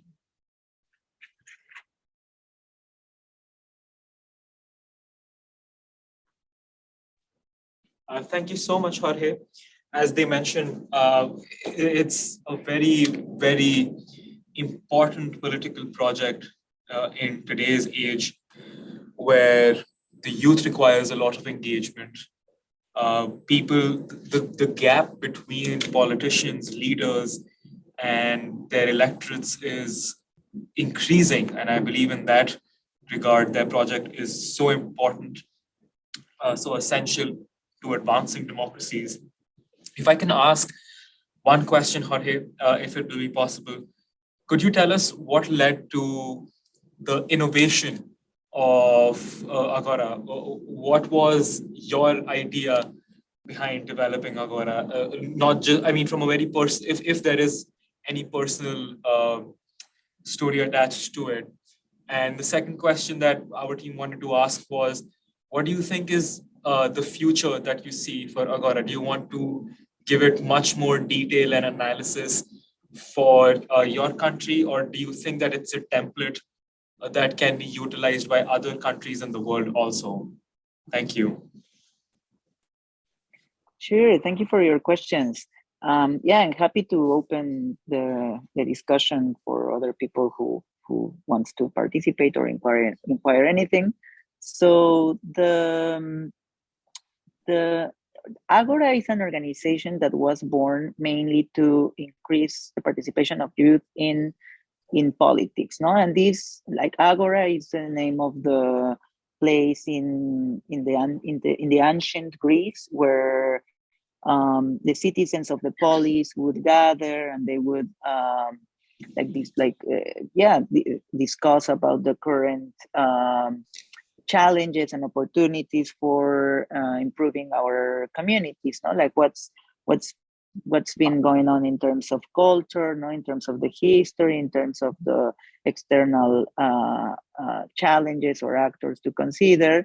So this is what we wanted to replicate in the organization, no? Like to serve as a space for youth to gather and to reflect about the opportunities for participating and which are the elements to consider in order to have a better community.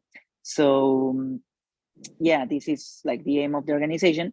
And this project specifically was trying to give us an excuse to participate in the electoral process, no? So there were some other efforts being carried out by other organizations that are not necessarily focusing on youth, mainly and during the electoral process, mainly doing like forums or consultations or position papers on very specific topics, no? Like yeah, what should be the future of education, no? Which should be the priority areas for reducing corruption in the country, no? Which are like kind of hot topics in Mexico. So yeah, this is the process that inspired us to do something more innovative, no? And because we could have also been doing consultations and position papers in order to have consensus on the main areas to address regarding youth and peace and security. However, like the use of technology and innovation allowed us to create something bigger, no? Like to build this project, which we actually implemented in collaboration with two other civil society organizations, which have presence more at the national level, no? And this also allowed us to have more of an impact, no? And to spread our message to other territories within the country. So yeah, this and using a platform, a website, is also more attractive for young people to participate and to consult it, no? And to make their questions and to and this communications campaign was also calling for young people to contact their candidates, no? And to ask them about their priority areas, no? Because this peace and security is an umbrella agenda, no? It's not necessarily the focus of most young people, no? But there might be subtopics or other topics that are relevant for youth and haven't been covered by us, and it's also an opportunity for to keeping informed about the areas that each young people considers important. So yeah, this was a chance to reunite the proposals and the young people that were participating in the process, no? From civil society organizations, but also from the candidate side and from the voter side. And this in 2021, this wasn't mostly used for advocacy, like we didn't have the enough resources, or like we didn't invest the efforts to do advocacy with the proposals, or a follow-up with the candidates, to make sure that what they proposed is actually being implemented.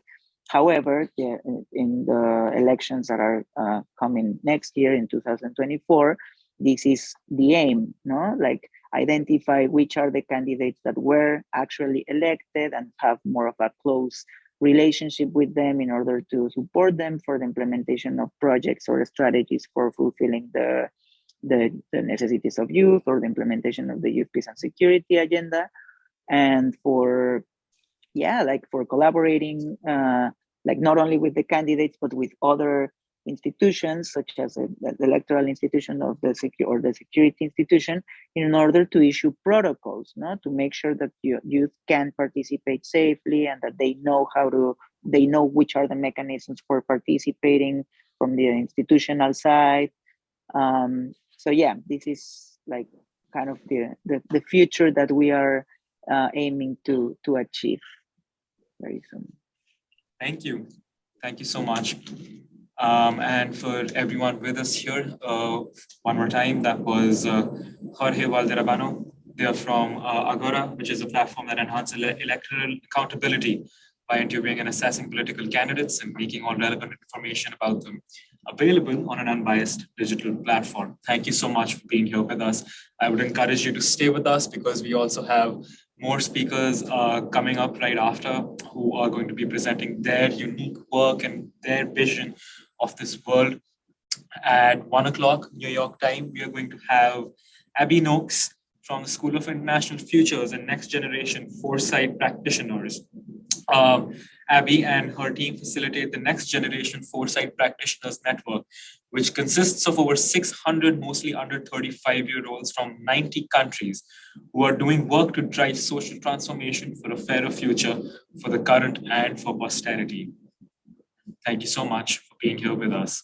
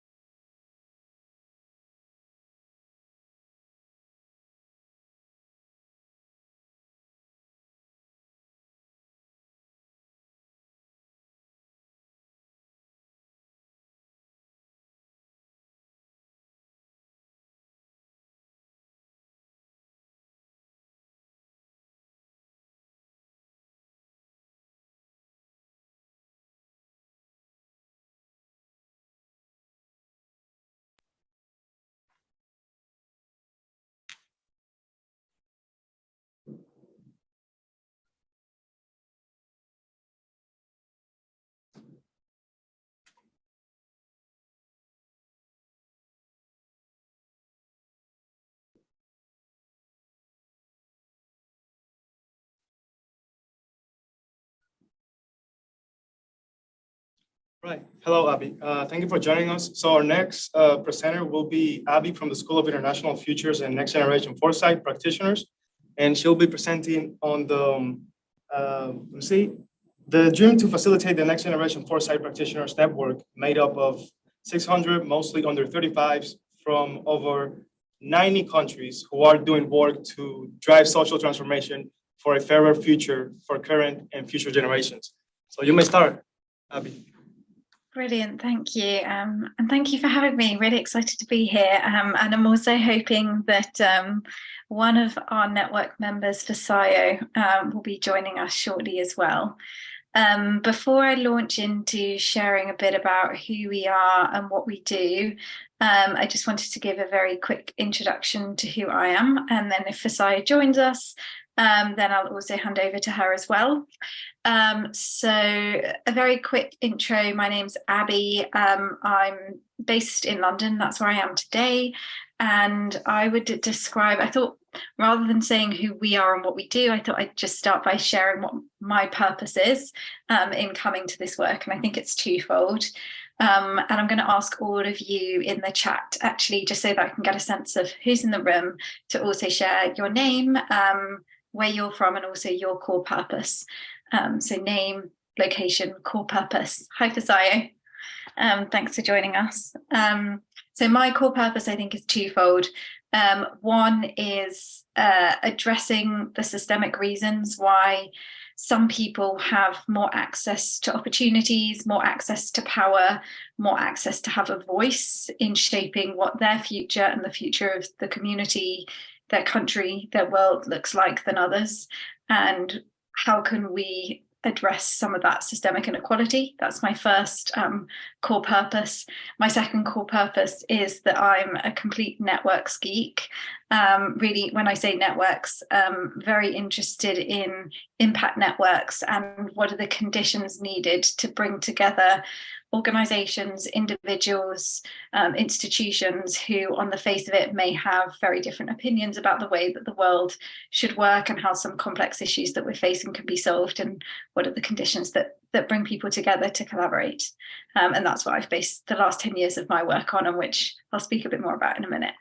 But Fasayo, I'll hand over to you to introduce yourself, and we'd like to invite everyone to also share their name, location, and purpose in the chat too.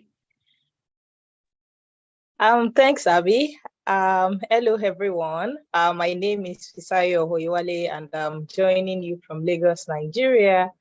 And in the past 3 years, I have been working in the space of futures, actually at the intersection of futures, agriculture, as well as youth, meaningful youth engagement. And I'm excited to be here sharing this platform with you all alongside Abby. Over to you now, Abby. Perfect. I'm hoping people will get warmed up and share a bit in the chat as well. But before we start by sharing who the Next Generation Foresight Practitioners Network is and how it relates to the UN's Our Common Agenda and how it relates to this summit, I just wanted to ask if people on a scale of 1 to 10 could share where do they feel that their current knowledge and comfort is at in relation to futures and foresight. So do you feel like you know what it is? Or do you feel like you don't? And depending on where the kind of consensus is, we'll adapt.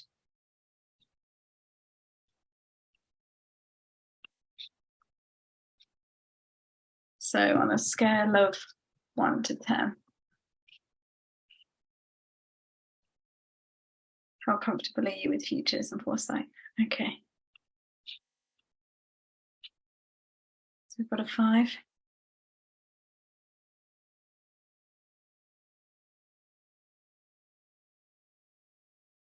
Okay. Sorry, I wonder if you could kick us off by sharing your definition of futures and foresight, and I'll do the same.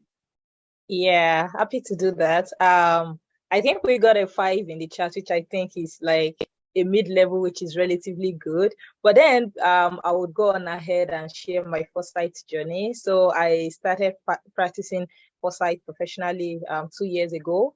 And that actually started when I got to work on a foresight project, which is about thinking about the digital future of Nigeria in 2021. And after that, I got to like be part of NGFP, which means Next Generation Foresight Practitioners Network professionally. And there I had like this idea of my project, which is about democratizing futures for farmers in Nigeria, to be precise. And what foresight is basically to me is just really being at that point where you are able to evaluate what it is that you have done in the past and then thinking about the different alternative futures that you could have, because again, we do not have just one future and nothing is written. So you get to decide which of the futures you want to play to based on whatever it is that you have created. Perfect explanation. Yeah. And you've had much more experience in it than I do. I'm more of a networks person and a youth engagement person. But my understanding is it is very similar, that it's about having structured ways to think about how do you navigate and understand different uncertainties and drivers that could affect what the future looks like, so that you can map out potential versions of what that future could look like and plan your strategies or plan your policies to take those into consideration. So it can certainly work at an institutional level, but also I think I find incredibly empowering and powerful and inspiring about foresight is there's also very much a creative, imaginary side to it as well. So it's about not just what are the possibilities of what could happen to us, but what do we want to affect and have agency over, and what is the preferred future that we want. So there's very much a co-creative aspect to it as well. So I might just tell you a bit about the Next Generation Foresight Practitioners Network, and then would love to leave most space to Fisayo to share more about the work that she's been doing across different aspects of this network, because she's had her fingers in quite a few different pies within the community. So I joined the network's been running for about 5 years. There are over 600 members, and what unites all of those members, they're from 90 countries. And they're working across a range of sectors and in a range of contexts. So it sounds incredibly diverse, and it is. What unites everyone is almost everyone is under the age of 35, and that is a precondition for being part of the network, is that you are either under 35 or a very new and emerging practitioner, so you haven't been practicing for very long. And the second is that you are doing work in your community or at a systemic institutional level. So we've got those working in government, those working in multilaterals as well, towards a fairer future for current and future generations. So that's what unites everyone. But in terms of what that could look like in practice, it's hugely varied. So for example, we have Randy in California, who is designing foresight games as a way of engaging people to engage in the future of democracy in the US. And we have Rodrigo, who's in Rio de Janeiro, who's working in the favelas with children and young people who currently see themselves as not having a voice in the future of their community. He's using participatory methods to bring together young people to co-create what is the future of the community that they want, and what is a future vision of Brazil that they want to live in and feel like they belong in. And we've got Iman, who's a peer of ours who couldn't be here today and is really sorry. She's an environmental lawyer in Kenya, and she's doing a lot of work around climate and just transitions, and looking at how can we bring young people into conversations with government around what the future of climate policy in Kenya should look like. So you can see that it's very varied in terms of what the network members are doing. And the network emerged for 2 reasons 5 years ago. One is that there's a collective belief that decision-making currently is not participatory enough. Decisions that are affecting most people across the globe now, but also very much decisions that are going to impact generations to come are being made in small walls with few people, and there are not enough spaces to elevate the perspectives of younger voices, particularly not just any younger voices, but younger voices who are informed and legitimate in the sectors that they work in. The second is that the futures and foresight space itself, so the sorts of people who are working with futures and foresight, which is fast emerging as a sector as a result of the crises that we're in at the moment, and has particularly accelerated since the pandemic, has historically been very anchored in global North narratives and globally North methods. And the Next Generation Foresight Practitioners Network is a way to create spaces for alternative ways of thinking about the future and to celebrate those and to highlight those. So that's just a bit about why the network exists and where it's come from. And essentially it does three things in essence. One is that it identifies incredible individuals like Fisayo who are doing work already in their communities, and we aim to find those people, accelerate their work, identify resources, connect them into spaces to tell their stories, connect them with other individuals with like-minded and similar ambitions. So that's part one.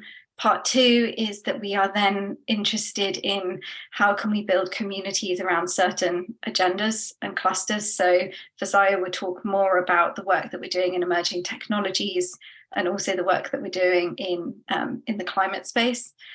And then the third one is how can we connect into systems and how can next generation voices inform policymaking and decision making. And an example of that is a collaboration we've currently got with IDRC, the Canadian government, to look at how the Development Institute, so to look at how can policymakers and researchers and technologists come together in sub-Saharan Africa to shape the emerging policy space and the regulation space around emerging tech, and what does a responsible future of technology look like?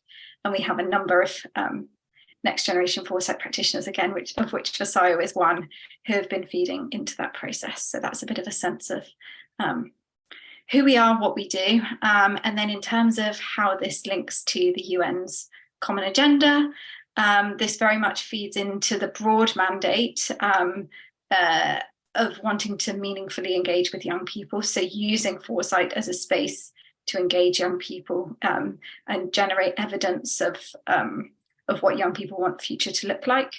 And we're also engaging with various coalitions on the Declaration on Future Generations ahead of the Summit of the Future in 2024. So I'll pause there because I've given you a bit of a whistle-stop tour, and I'll come back at the end to share what it looks like to be involved and how you can be involved. But Fisayo, over to you to share a bit about your personal story and how you've been involved and your insights. Thank you so much, Abby, for sharing about what NGFP does comprehensively. Now I have to beat you at that. So I would start with my personal story. So I have a background in agriculture. I am a farmer myself. And then one of the things that I've seen in my environment is the fact that many people are trapped in that circle of short-term thinking. And it got me worried. And I was looking for ways to help people in my immediate community here in Nigeria to think about what the future would likely look like. And of course, at the time, I did not have the necessary skill sets and know about like methodologies to like really help people think about futures differently. But I knew that there was a gap that needed to be filled. So I came in contact with Next Generation Foresight Practitioner by applying to the fellowship at the time. And what my project was really about was to help farmers really have agency over their future, because again, we know no future has been written, and then maybe it has also been written on the flip side. This is especially so because we get to write the type of futures that we want, then work towards that type of futures. And that was really what my project was about. And then with the NGFP network, the community so welcoming, I got to learn how to use futures tools. And then I was able to like design a number of projects and organize several workshops in my communities. And one of the projects that I also worked on was in one of the hub area, which is really on food system around grassroots stakeholder futures projects, futures process, which engage participants from Nigeria, Kenya, Rwanda, and South Africa to really imagine what the future of food system would look like, especially when we bring together technology in this area, what that would mean for our communities, what that would mean for value chain actors, what that would mean for even climate activists, where should we be looking at? And at the end of the day, this also like sort of translated into our work in the climate futures hub, where we're able to eventually take our work for the very first time to COP27 to introduce foresight to younger and older people. And we're able to have this intergenerational conversation at the Children and Youth Pavilion to help people think about what their preferred future would look like, what is even the probable future of climate, what is it supposed to look like, and then if we change the lens of things, what would a reframed future look like? I was able to gather like as many interests as possible because we had like someone that is like really old, and we had like our youngest participants being a 9-year-old telling us, oh, she was imagining a world where we would no longer have climate activities because everything around climate issue would have been resolved. And this was quite fascinating. So we told them, write a note to COP37. That's like 10 years from now, as our last year. What are the things you want to see? And this is just more or less giving these people agency about what they should be thinking about and what their role is in this work. Besides that, we have also been able to work on the data governance project, where we are thinking about what does the LD digital society, what does it look like in African context? And we had like 22 participants across Kenya, South Africa, Nigeria, and a few other countries that formed like the Pan-African theme to think about what the future would look like. And we had like really young people coming together to utilize foresight tools, and it's just really magical. I think that's what I would like to call it. It's really magical to see the how creative you can get with the use of futures. It just allows you to be as creative as much as possible, and then also while also looking at actual fact and then thinking about possibilities of things, and also even going beyond possibilities of what could be, and just opening up that pathway to see the impossible and then allow us walk in that direction. And I think besides that, I don't know if Abby has been able to like share some of the link to the work that we were able to do at COP27, and we had like really amazing story, 11 scenarios of the future, which represents visions of these different people across the continent of what the future would look like. And I think I will take a pause here, and if there are like any question, we are happy to take that. Over to you now, Abby. Perfect. I'll just wrap up quickly, but that's so inspiring for Sayo, and I think really brings it to life what it can look like in different contexts.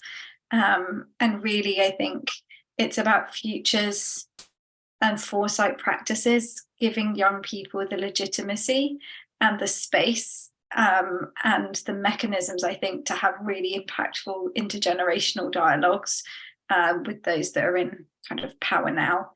And there's other work that we're doing across the sort of intergenerational fairness space, and I just wanted to share a link in the chat as well that might be valuable to some participants. Which is some work that what I should have said is that the Next Generation Foresight Practitioners Network is hosted by a larger organisation, the School of International Futures, which works not only with next generation voices, but also works with leaders, works with policymakers as well. So we're currently in different parts of the organisation working to build foresight capability across the UN. We're working with different bodies at both a a global level, but also at a regional level to build foresight capability and think about how foresight can be useful for connecting into our common agenda, and one of the kind of other pieces of the work that SWAF does is around intergenerational fairness. So a couple of years ago, we developed, in collaboration with the Portuguese government and the Gulbenkian Foundation, an intergenerational fairness assessment matrix, which essentially enables anyone, and it's public, it's a public good, it's open source, enables anyone in any government context or indeed other contexts to use this assessment matrix to essentially understand, on a scale of extremely unfair to extremely fair, what does the impact of a decision have on current and future generations. So is it significantly disadvantaging current generations and future generations if a policy was to be passed or a decision was to be made? And that's been incredibly powerful. We've used it in lots of different contexts with the Social Mobility Foundation in the UK, Social Mobility Commission, in the UK. We've used it with different bills in the UK. We've worked with Open Society foundations to look at the Green New Deal using this framework as well. So it can be used by anyone, and definitely, if you're interested, please reach out and we can speak more about how you could use that in your contexts. We're also doing some work around building a national strategy for the next generations in the UK as well. So I'll see if I can find, I'll find a link to that in a second, but that's really about engaging young people, both at a community level, to host dialogues with their communities around the future that they want, but then also to use some of those visions to feed into a broader policy-making conversation that we're having with the Foreign Office and with the Cabinet Office in the UK around what is the future of the UK's role internationally, and how can we bring next generation perspectives into that conversation. So I'm going to pause there and just say finally that we do have our applications for the Next Generation Foresight Practitioners Fellowship open now. It's open until June. We definitely welcome applications. You're very welcome to reach out to us if you want more information, and we've got some workshops and some Q&As coming up to share more about it. But I'm conscious we're coming up to the 25-minute past mark, so I wanted to pause there just to see if there were any reflections or questions before we sign off.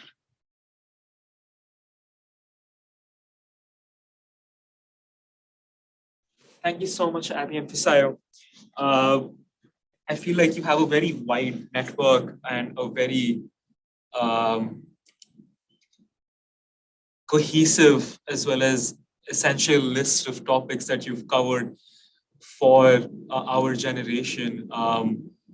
Thank you for also sharing the link. You might find my own name applying for this, but I had a question for Fisayo actually. You mentioned a data analysis, a data governance survey, I believe. And I just wanted to hear, I was hoping you could elaborate a bit more on that. What's the methodology?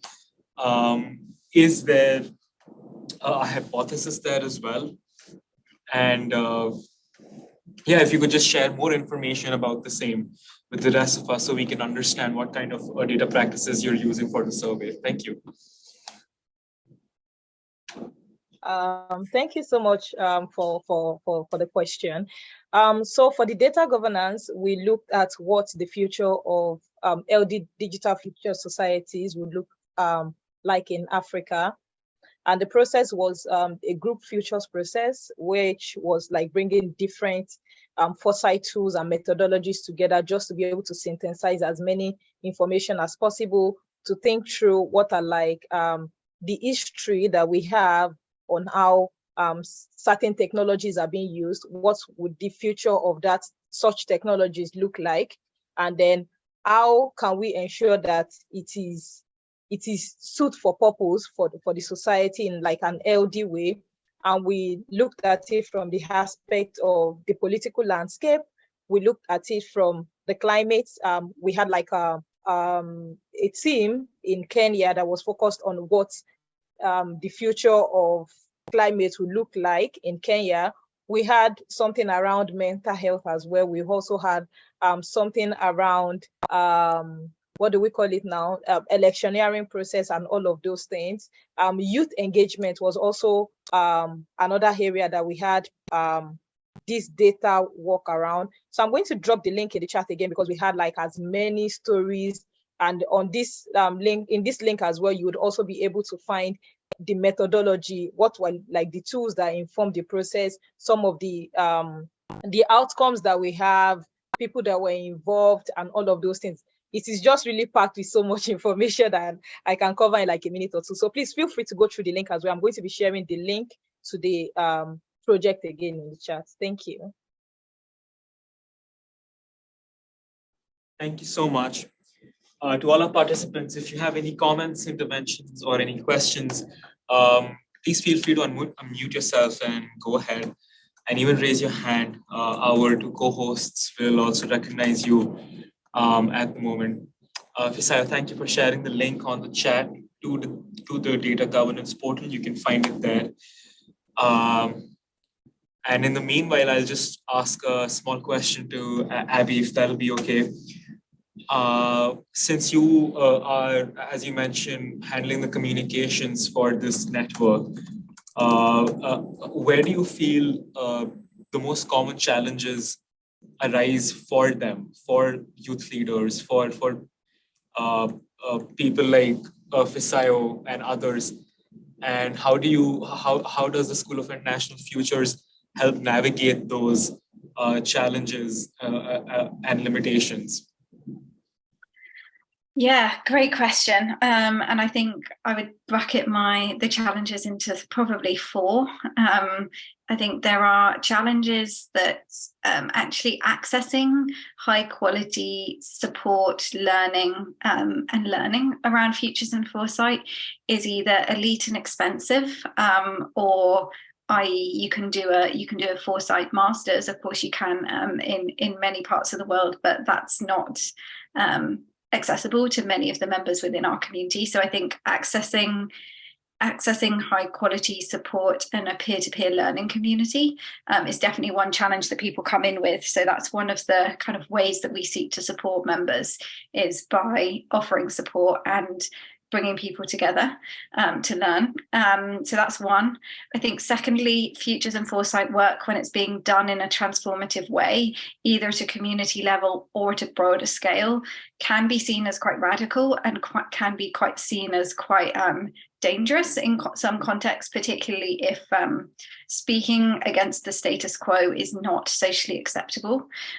So one of the things we're really conscious of is the duty of care that we need to hold within the network, of making sure that we're neither exposing network members nor putting them in positions that don't feel safe, but also providing those kind of safe spaces to share and to work together, particularly when there might be a shared kind of agenda that feels quite radical or quite out there. And we do promote that because the future needs to look different than just an extension of today. The third is a resource question. So many individuals coming to the network are doing this work very much as a side hustler on the side, but don't have the resources to be able to do this full time. So trying to bring people together to access either work opportunities, funding opportunities, sponsorship opportunities is something that we try to do. And then the fourth one's related to power. So many members feel frustrated coming into the network that they have potential visions and ideas about what the future of a particular sector in their country could look like, but don't necessarily have the networks to be able to take those ideas to those that are in decision-making spaces. So SWAF and the NGFP network looks to try and convene and broker those spaces to bring opportunities. So yeah, but for Sai, that's probably, I don't know if that's how that would resonate with you. Yeah, thanks, Abby. It does resonate with me. And I think a practical example I would give was my journey into foresight and how I came in really crowed with the whole idea of there should be something about futures thinking. And I came into NGFP, and I was given the skills that I needed. One of the things that I was also empowered with was having like this transformational training, high-level training actually, that I got to be a part of by virtue of being a member of the network. It was like a 6-week virtual training on foresight, and you get to break it down into the tiniest bit, and then getting to understand it at the high level, and then the practicability of it. You get to work on like the project and all of those things. And I think that's one thing that NGFP provides, that support that you need to be able to thrive.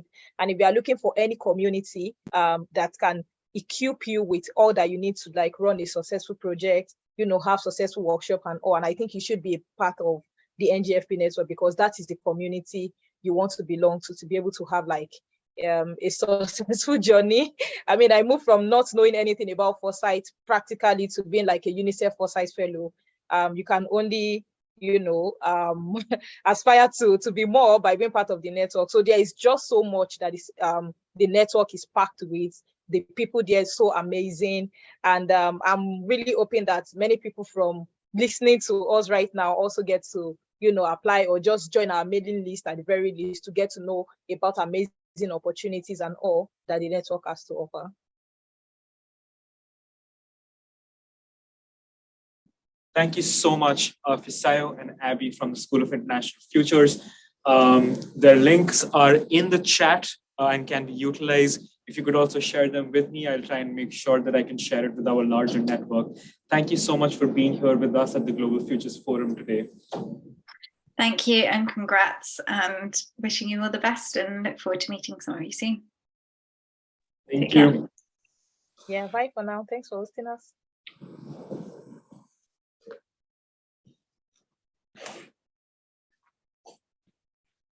Yeah, and here is the JUS Pavilion finally or not? Sorry? The JUS speakers will be here. The Youth Pavilion? Yes. Yes. Okay, and you are getting started now? We're just getting started now. Are you able to zoom in on us? So it's gonna do that automatically, pretty much. Okay. I'm a bit backlit. And we have next with us Peace Child International. We have Francesca Reynolds, and we have Mr. David Wolcombe with us. This session will dive into Peace Child International's work in engaging and mobilizing schools, universities, businesses, councils, political leaders, and communities in preparation for the Summit of the Future through multiple initiatives. Over to you guys. Well, thank you very much, and welcome to this session. Yes, in the chat, we will be putting links, which I will send to the organizers here, to the materials that we're going to talk about. But first, maybe just a little bit of background about my organization, Peace Child International, and then Francesca will talk a little bit about IMPART, and so you'll hear where we're coming from. Peace Child is 43 years old, and we have been working to empower young people to first inform themselves about the global challenges that they will face in their lifetimes, and then to advise them on what are the most effective actions they can take to address those challenges. And one of the biggest opportunities that has come down the pike to enable them to address those challenges is this UN Summit of the Future. And the last time that we saw such a big opportunity was the Rio Plus 20 event in 2012. And before that, the Rio Plus 10 and the original Rio Earth Summit. And so we've been involved since that whole trajectory of work on the movement towards creating a sustainable world. And frankly, we haven't done very well because I really don't think the schools, the universities have yet stepped up to the plate to put education for sustainability, green skills, green job skills, green entrepreneurship opportunities at the heart of the curriculum. So what Peace Child is doing is setting up a number of ways that young people can have constructive conversations with their elders, with their peers, about how they're going to crack these incredibly huge and complex challenges that are barreling down the pike towards them in their lifetimes. But just a final word of explanation. The words Peace Child refer to a musical play, which is where we started way back in 1982 with this musical called Peace Child, which we performed at the Royal Albert Hall in London, Kennedy Center in Washington, DC, Children's Theatre in Moscow, and all over the United States and around the world, in fact. And it's a story set in the future, where the world is at peace, the environment is on the mend, HIV/AIDS, disease, distant memory, and the world is as we would like it to be. And the challenge of Peace Child is that we then flash back and invite the children of the cast, the young people of the cast, who can be any age from sort of 10 to 15 to 20, 21, 22, young people, to explore what they're going to do with their lives to bring about the world of the future. So the Summit of the Future basically extends that process to enable them to articulate and figure out what are they going to do with their lives, what are they going to do with their careers to make sure that they're not a part of the problem, but a big part of the solution.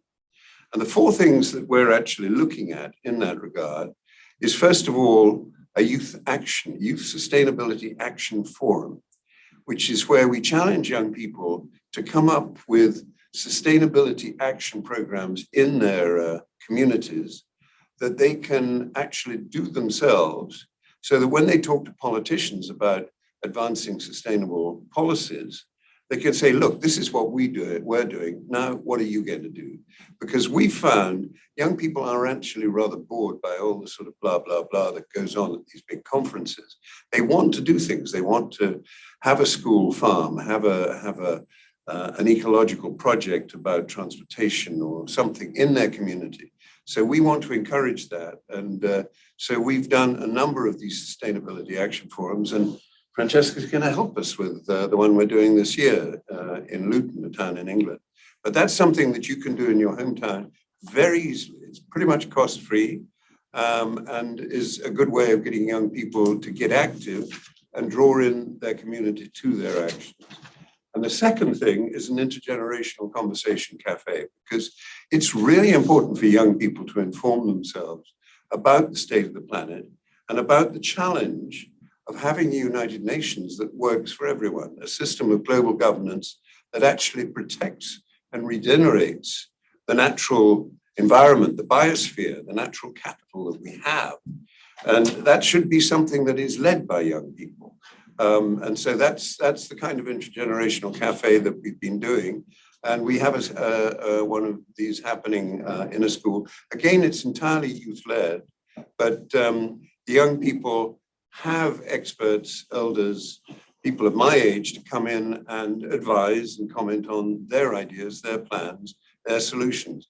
And I feel that we've got to be intergenerational about this. We're all in this together.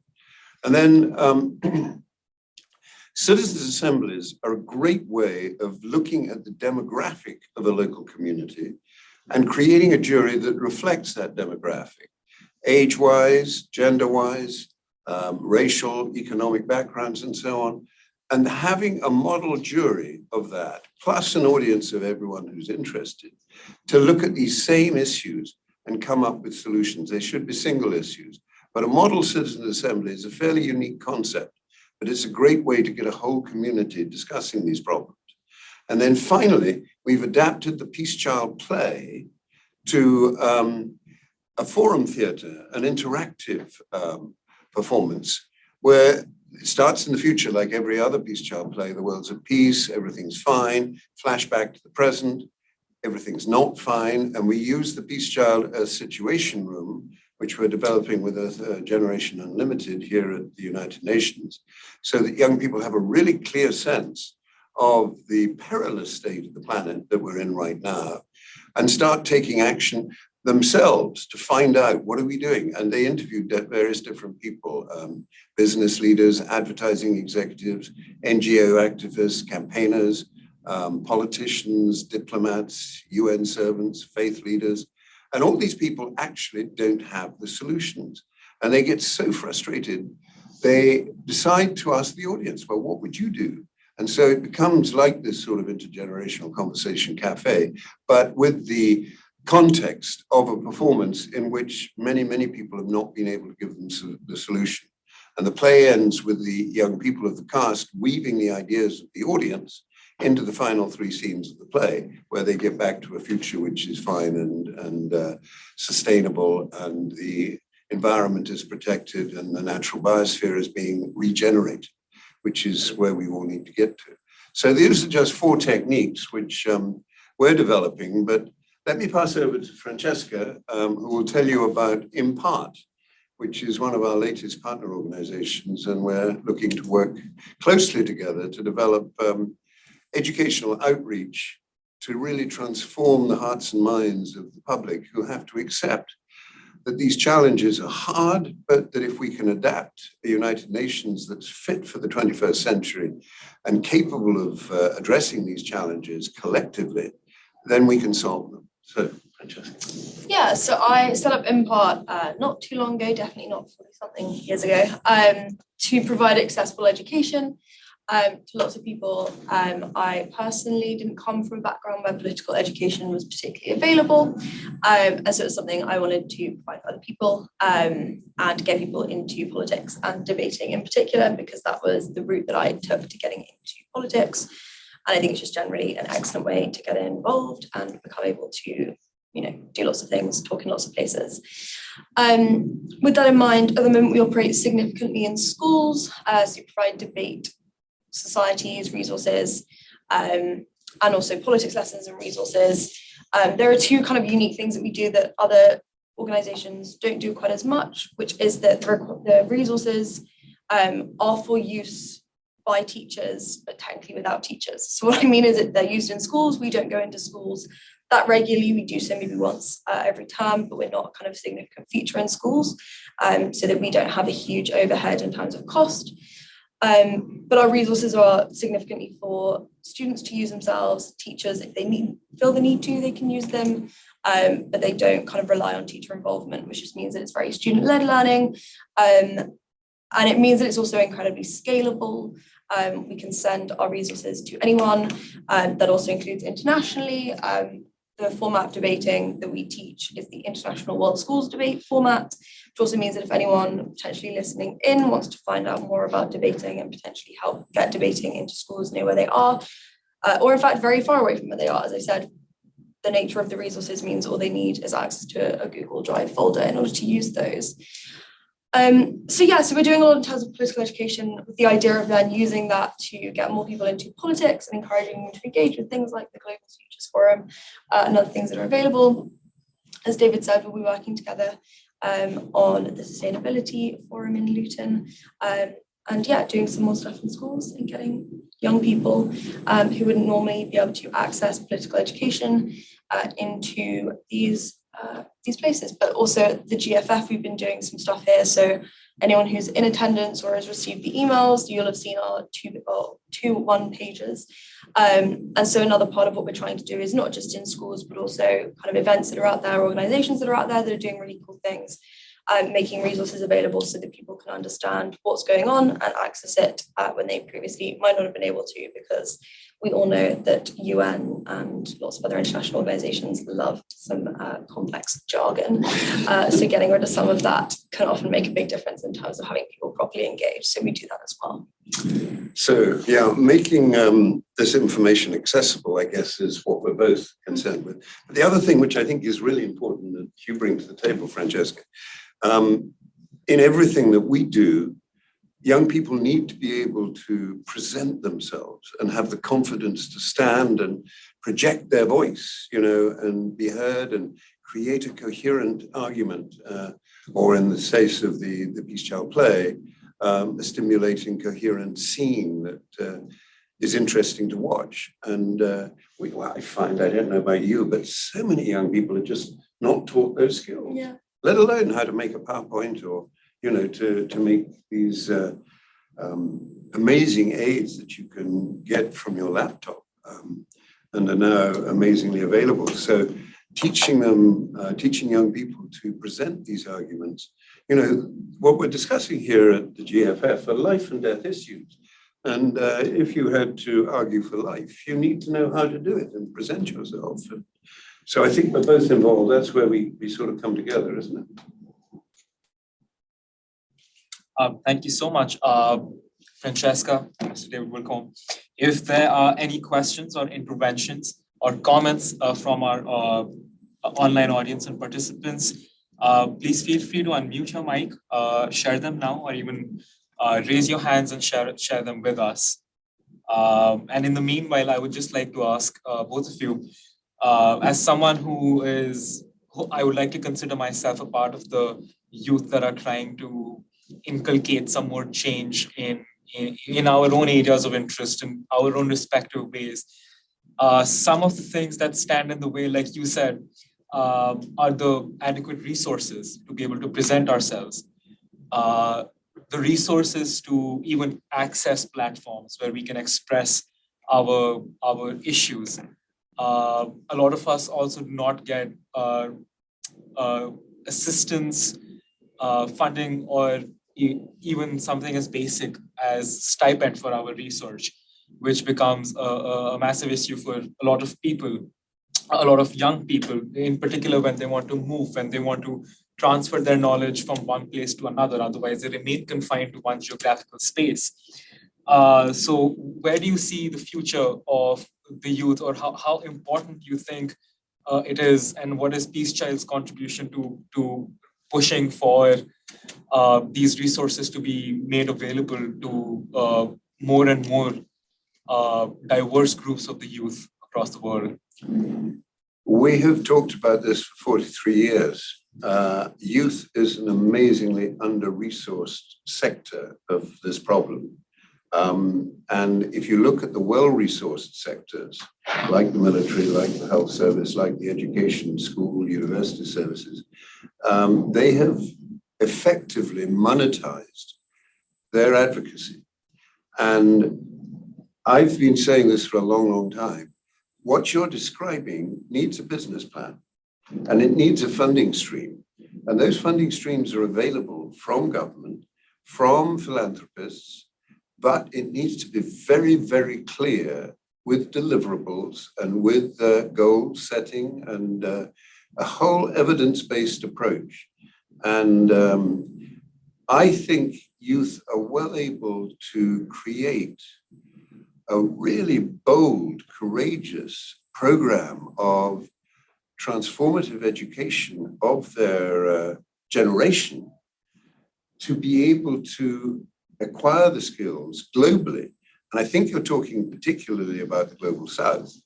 And in the GFF, I'm disappointed about the absence of the Global South. And I seriously wonder if the Summit of the Future can happen in any meaningful way without the serious buy-in of the Global South to the goals of creating a UN that works, because most young people in the Global South don't care about what's happening in, distance conference room XYZ at the UN headquarters.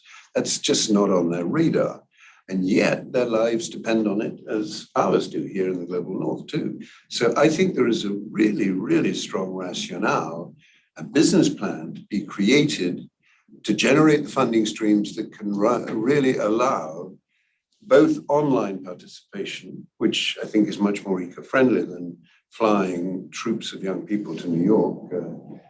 That's we did that, 30 years ago. And I think we should have grown out of that because it's deeply uneco-friendly. It's very expensive. And I think that, a new generation will be doing it all on Zoom and Teams and everything. So these new techniques need to be worked out, costed. I think the collaboration of young people is so much easier than, and what are we doing? I mean, Peace Child is trying to put together a program for the Summit of the Future where we get young people from the P5 member states, from every other regional grouping, ASEAN, African Union, Mercosur, so that all those young people from each region, including the small island states, come together to do a performance of Peace Child here in the United Nations that shows how we weave in all the ideas that come out of the GFF and the People's Pact for the Future, plus the ideas that are outlined in the government's Pact for the Future, and show how, they see that working to create the world we want, the future we want, by 2050, 2070. And that's a performance that we hope we will do here at the UN and be replicated in every UN member state, based on the information that the UN gathers endlessly, but keeps in deep, dark spreadsheets and files that are completely impenetrable to normal mortals, but actually contains the information that we all need to know in order to be able to survive to the end of the century. So that's a really inclusive way. And I think what your benefit is now in your generation, the death of distance. We're talking to these people and they could be on the other side of the planet. And we don't have to pay, 40 quid a minute on phone calls as I had to in the early part of my life and booking a call 4 days in advance to talk to Beijing. That is over. We are now united as a single planet. And you need to take advantage of that collaboration to, yes, generate funding streams, but also take advantage of the technology that you have to build a global family. Absolutely. It feels good to know that you think about the situation of the global South and the youth as it is, and that you have found Peace Child as a very expressive, artistic, and somatic form of talking about the world's problems as they are. We also have a very enthusiastic group of youth online with us right now. Jin Tanaka from the UNISC, who came up with a very, very comprehensive plan, which I'm hoping that you will be able to share with Mr. David Wilcombe here, Jin, which talks about youth outreach to more regions, youth outreach for rural development across the globe, and youth outreach, more importantly, directly with the channels of organizations and different treaty bodies that exist in this world, so that the youth can, in and of itself, provide its ideas. My closing question is for Francesca. How would you describe you came about forming or helping with the formation of IMPART, and how much work do you think there is left to do in terms of political education in the area that at least you feel you operate in? Yeah, so I mean, I could talk for a while about how it came about. There's quite a long story, but I think the essence of it is mostly just from my own experience of trying to get into politics and debating. So I went to a very typical state school in the UK. My family are probably about the average income, not huge, nothing. But in my high school, there was like one politics lesson my entire time. So there was just no formal political education at all. And during that one political education, the teacher told us like the wrong election result in a certain year. And I had to like kind of put my hand up and be like, oh, there's her. And I think at that time I was frustrated by it. I then got into competitive debating by like going to a private school, not actually attending there, but they said they would train me if I competed for them. That's an odd setup.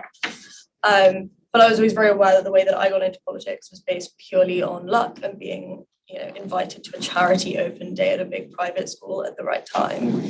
And so that very much formed my own kind of understanding that the world of politics and debating often isn't made particularly available to people. And I think that's something that, we can all understand in being in the spaces that we operate in. It's not always the most diverse, particularly in terms of wealth and kind of parental background. I think particularly in the UK kind of political scene, almost everyone that's in it, went to one of maybe 3 or 4 schools.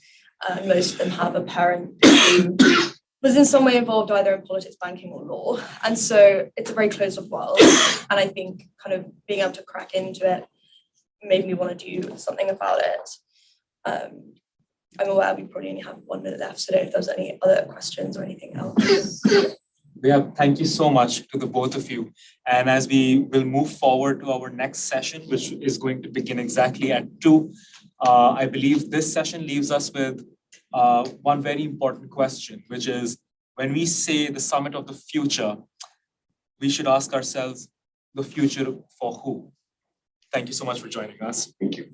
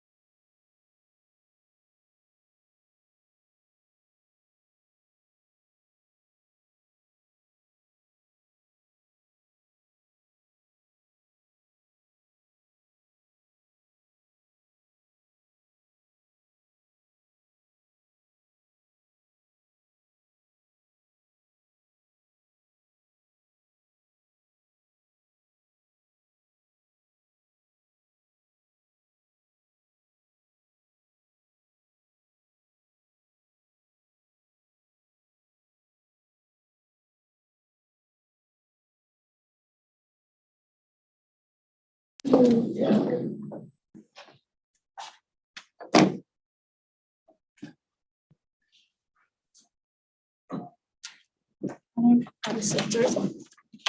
we'll catch. Yeah.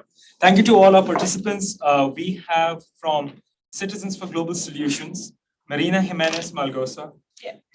Over to you. Yeah. Thank you so much. First of all, thank you all for this space and for giving us the opportunity to contribute to this necessary reform process.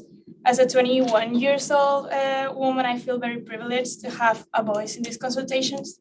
And from my perspective as a university student in Spain about to finish my studies, entering the world of work sometimes seems more scary than exciting.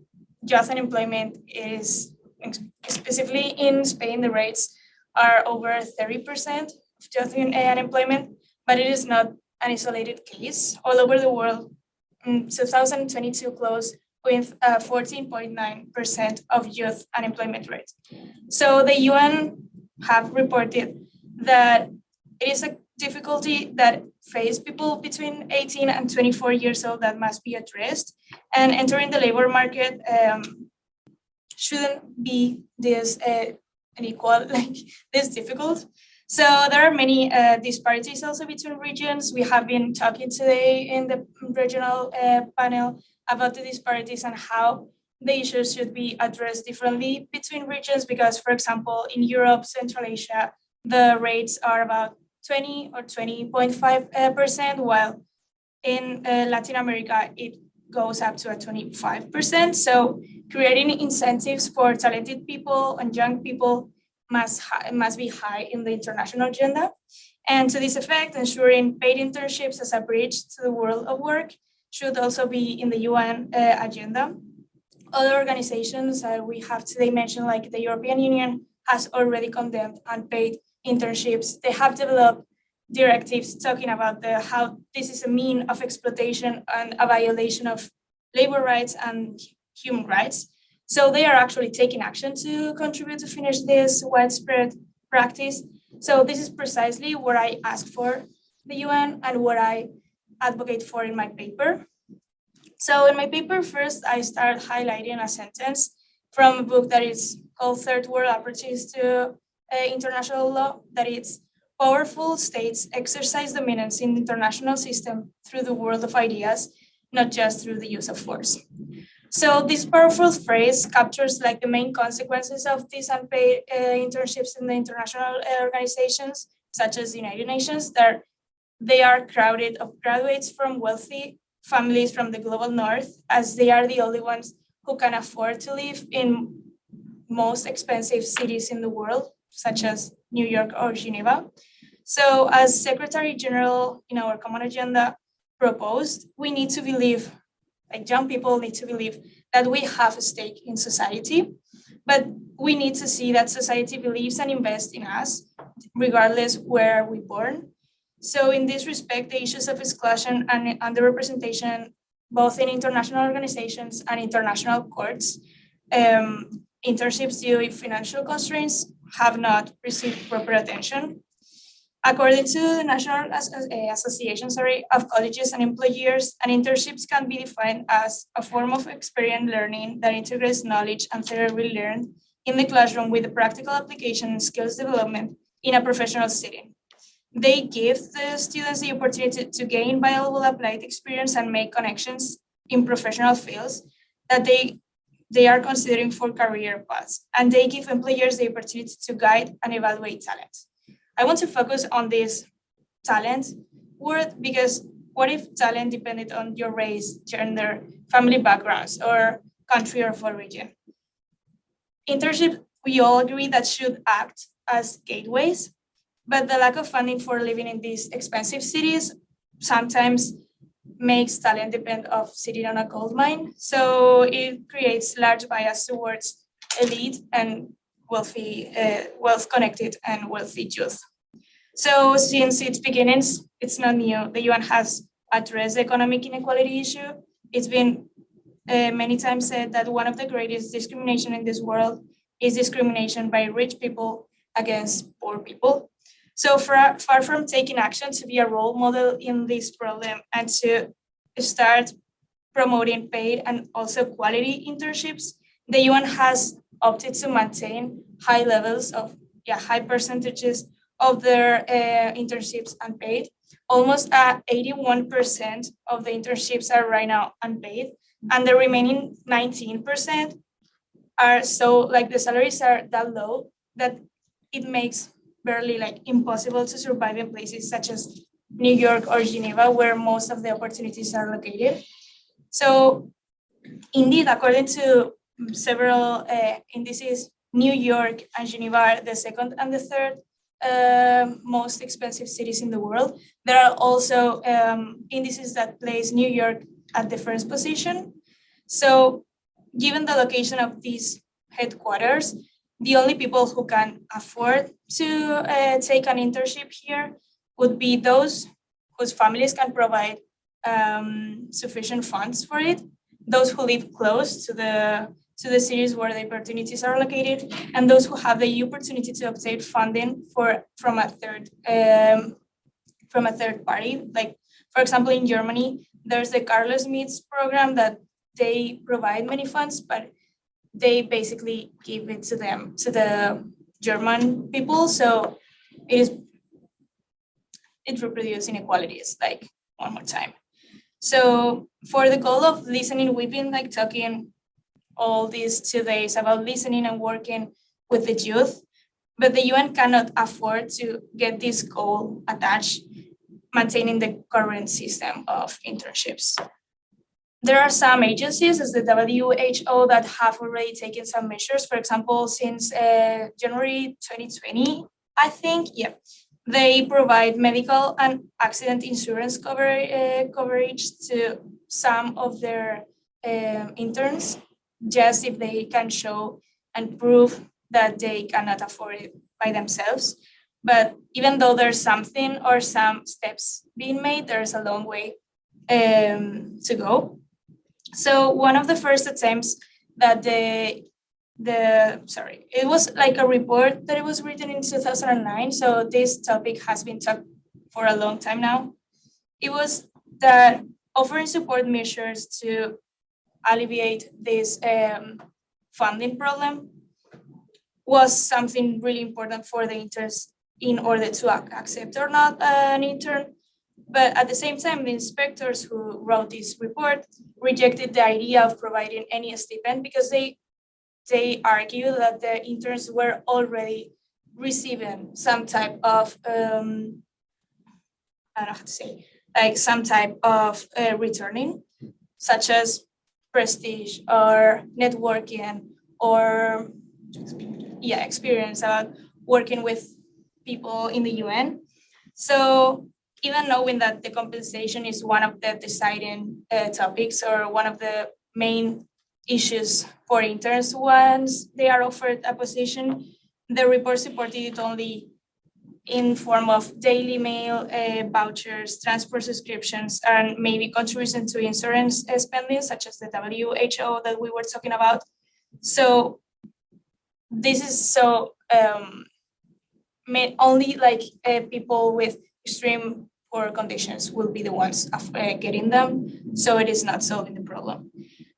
However, there was a new report in 2018, and they carried out this report talking about the necessity to establish a set of good practices in the UN for its prestige, because there was some, like, a guy who accepted, I guess you all remember this case, but it was a student who accepted an internship in Geneva, but he couldn't afford the housing. So he moved to the UN headquarters in a tent. So he was living in a tent out of the UN headquarters. So he received a lot of media attention.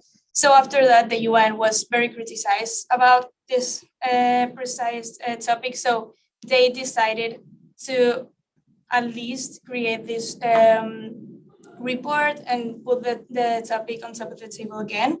And in this report, there's an interesting recommendation that I think that it could be taken in order to start at least solving the problem. That it is, instead of considering interns as gratis personnel in terms of staff categories inside of the UN system, we could ask the General Assembly to create a new specific category for interns it would be like a first step towards the introduction of a salary for the interns, or at least a compensation for basic expending and basic life cost. So this will be a way of creating UN, or not UN, but all internships as a door opener for young people that really believe that they are talented and they believe that the UN is a way of creating a better world. So by solving the problem of financial compensation, it is not only a way of solving how the inequalities are perpetuating worldwide, but it also may promote another organizations such as the international courts that we were talking about to follow this role model that the UN would be playing. And for example, the international courts would adopt also minimum wages to interns and young professionals. But another issue is how where that money is going to come is the never-ending story. So the main problem is that there are already organizations such as international courts, indeed, like International Court of Justice or International Criminal Court, that they are providing some salaries, but they depend on donations from states. This is the case of the ICC, that their salaries depend on how much each state upwards to the funding. Or in the case of the ICJ, it depends on nominated university of applicants. So the problem of both of these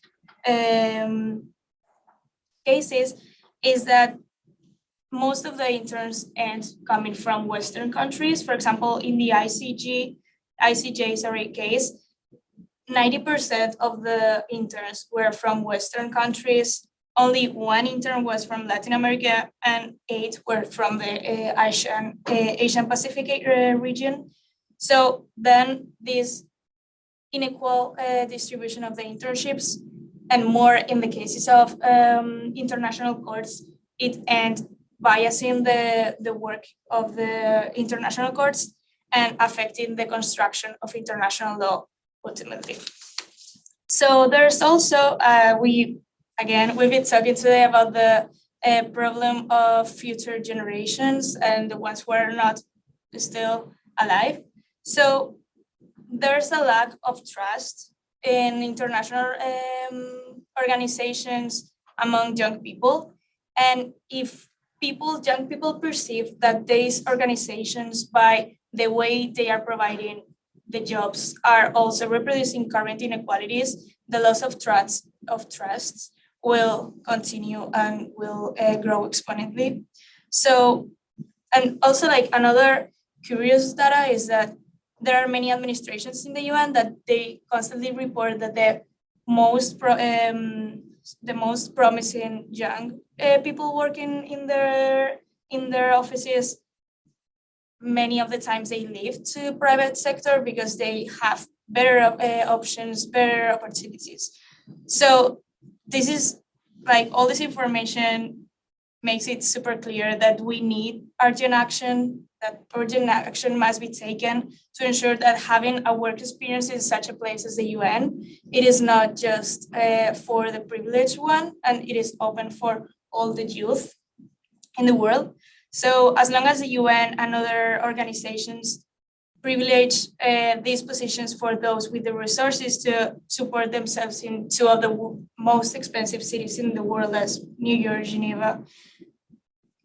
Finally, the ones who will be getting those positions will be the ones who can afford it and not necessarily the best ones. And making the UN accessible and attractive to all these motivated, young, talented people should be a priority, because we cannot like waste all the potential that they hide and could be implemented in the world. And we cannot close the door to all these people that really believe in the international system.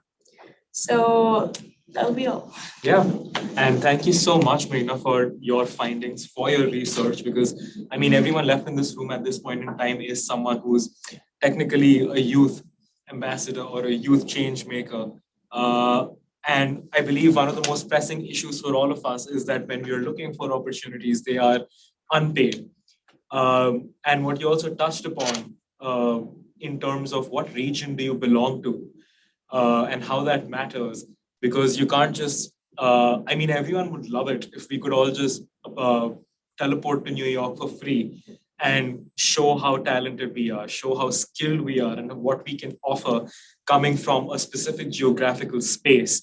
But that's not how it works, because obviously there's a transportation cost, there's a living cost, and there's so much else associated with moving from one place to another that even something as basic as a stipend becomes a necessity.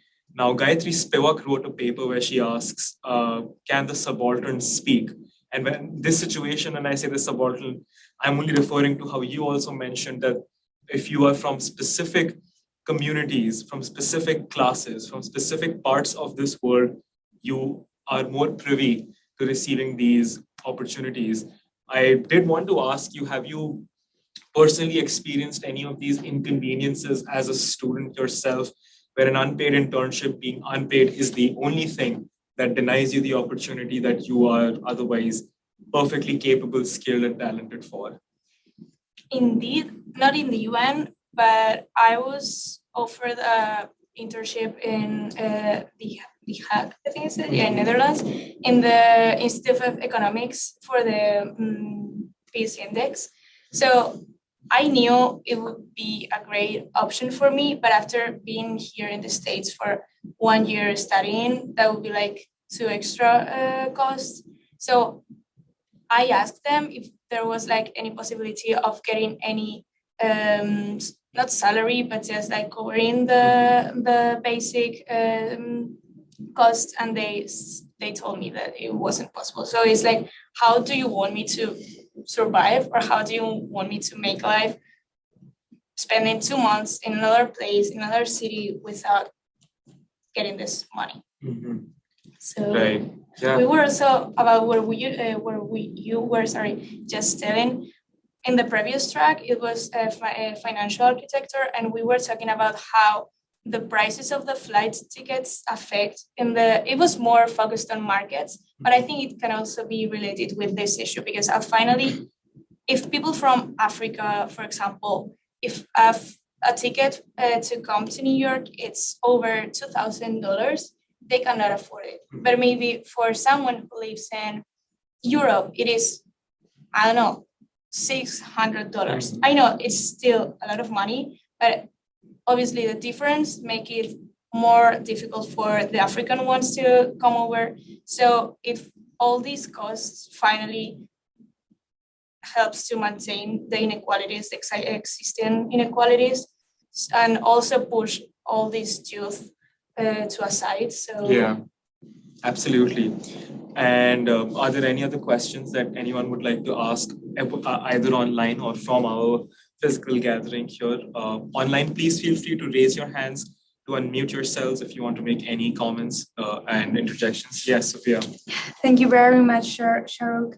And thank you very much, Marina, for putting into numbers what a lot of you think. I constantly see on my LinkedIn page a lot of young people that are really talented, that are really driven, that has a lot of passion for what they do, but they cannot afford these opportunities.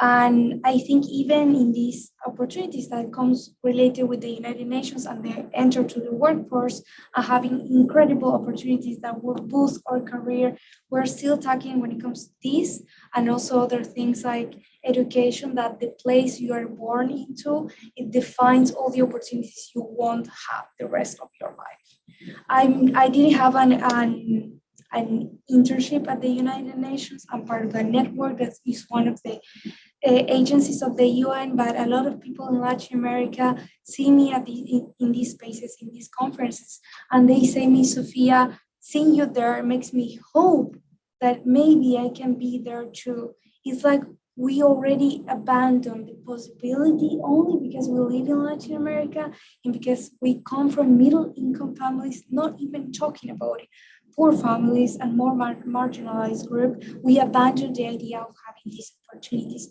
And how, as you mentioned as well, the amount, the percentage of these internships and the places of the youth that acquire these internships are from the West, right? Yeah. And how this also, as you mentioned, like the United Nations says, they don't pay you maybe in money, but they can open other doors for you. And these are the young people that are going to be working with stakeholders in UN agencies at international spaces, only from their working and putting their ideas from their point of view. And where's the point of view of the most marginalized groups? Where's the point of view of the non-developed countries and how we can contribute to the table? Because we have a lot to put there. So I wanted to ask you regarding of this, what do you think when it comes to the vision of all of these young people that are being lost their vision in this space at the United Nations? How bad do you think this is? I definitely think that it will have an impact on future decisions in the UN, but also in how the society perceives these organizations and the trust they have in them and the abilities they believe they have to solve their daily problems. Because maybe you think about the UN solving hunger as a very abstract idea, but you don't really understand how the UN can have an impact on your daily life.